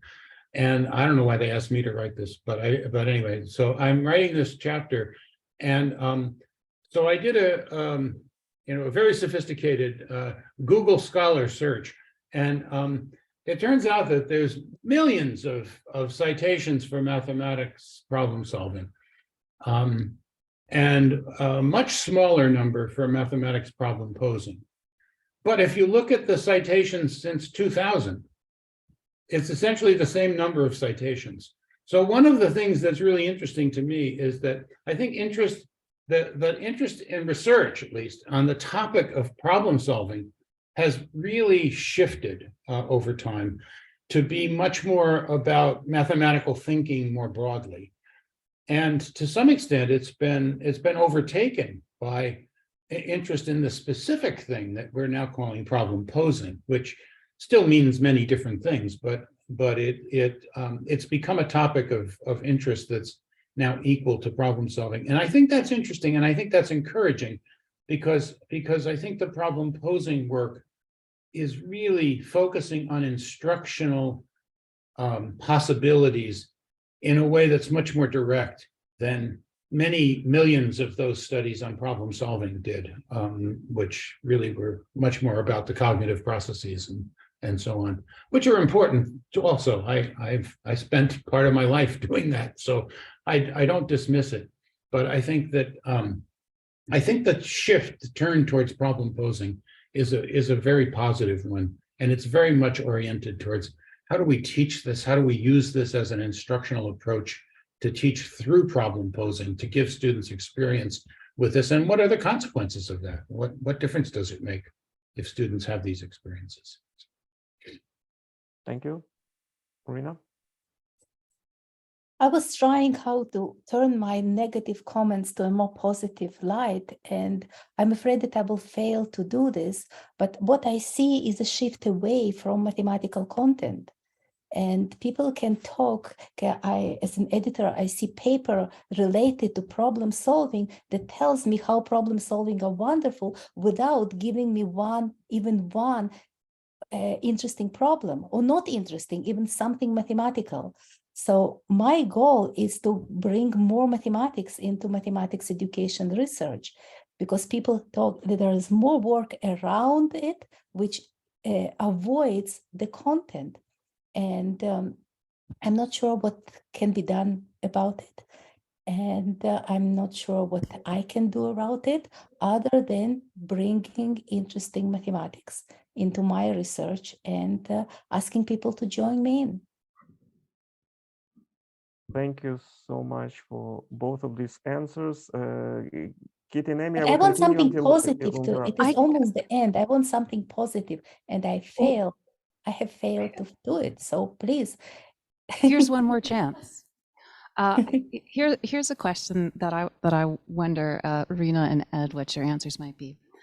Speaking of shifts, for new researchers who are likely coming from the classroom, can you speak to what sort of shifts in mindset a teacher might want to experience when changing from teacher of mathematics to researcher of mathematics education? A positive note of advice to end the day. Read. Read? What?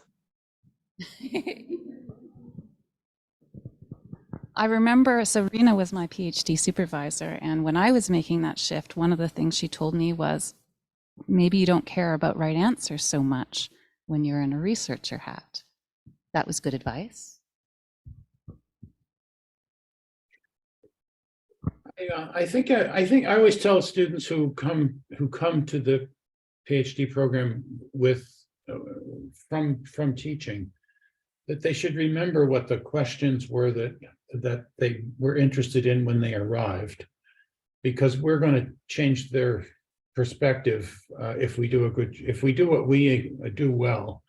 We will cause them to know more and more about less and less, and they will be able to speak to a small group of people who are interested in that particular domain. But they should remember that the larger issues that they were concerned about before really matter. I mean, this shift from being a teacher to being a researcher is a profound shift, and I think it shouldn't be treated as something easy, because research at its heart is about generalities, it's about abstractions, it's about theory, and teaching is not about that. It's about specifics. It's about those kids and that stuff at this moment in time in this setting, and that's a big difference in perspective. And we can afford as researchers to think about the big picture and imagine what would happen on a large scale and so on. And teachers have to worry about the kids that they have in front of them at that moment in time, and the expectations of those students and their parents and their peers, the other teachers who will teach those kids. And that's just a different world. And reconciling those two worlds is not a trivial matter. And I don't think we understand completely how to do it. At least I don't. But I do think we should take it seriously as an understanding that is a profound shift in perspective that we're expecting people to make, and not treat it as something that you've just, after you've taken a semester, you're done. And I would add that we don't shift from being a teacher to being a researcher. We just assume an additional personality. So when we are researchers, we are still, at least most of us, are also teachers. So just being able to recognize in what personality I'm acting now, it is an important part of being a researcher, important part of being a teacher. So it is everything, everywhere, and all at once. Thank you very, very much for that. And thank you, Igor, for your support in the Q&A. Thanks again to our speakers today and to our audience online and in person. That ends our session today. Thank you very much to Kitty for all of her organizational work and for today. Thank you. The forum has one more session this year in April. Please keep an eye on the website for program information, and we look forward to seeing you all again soon. Thank you so much.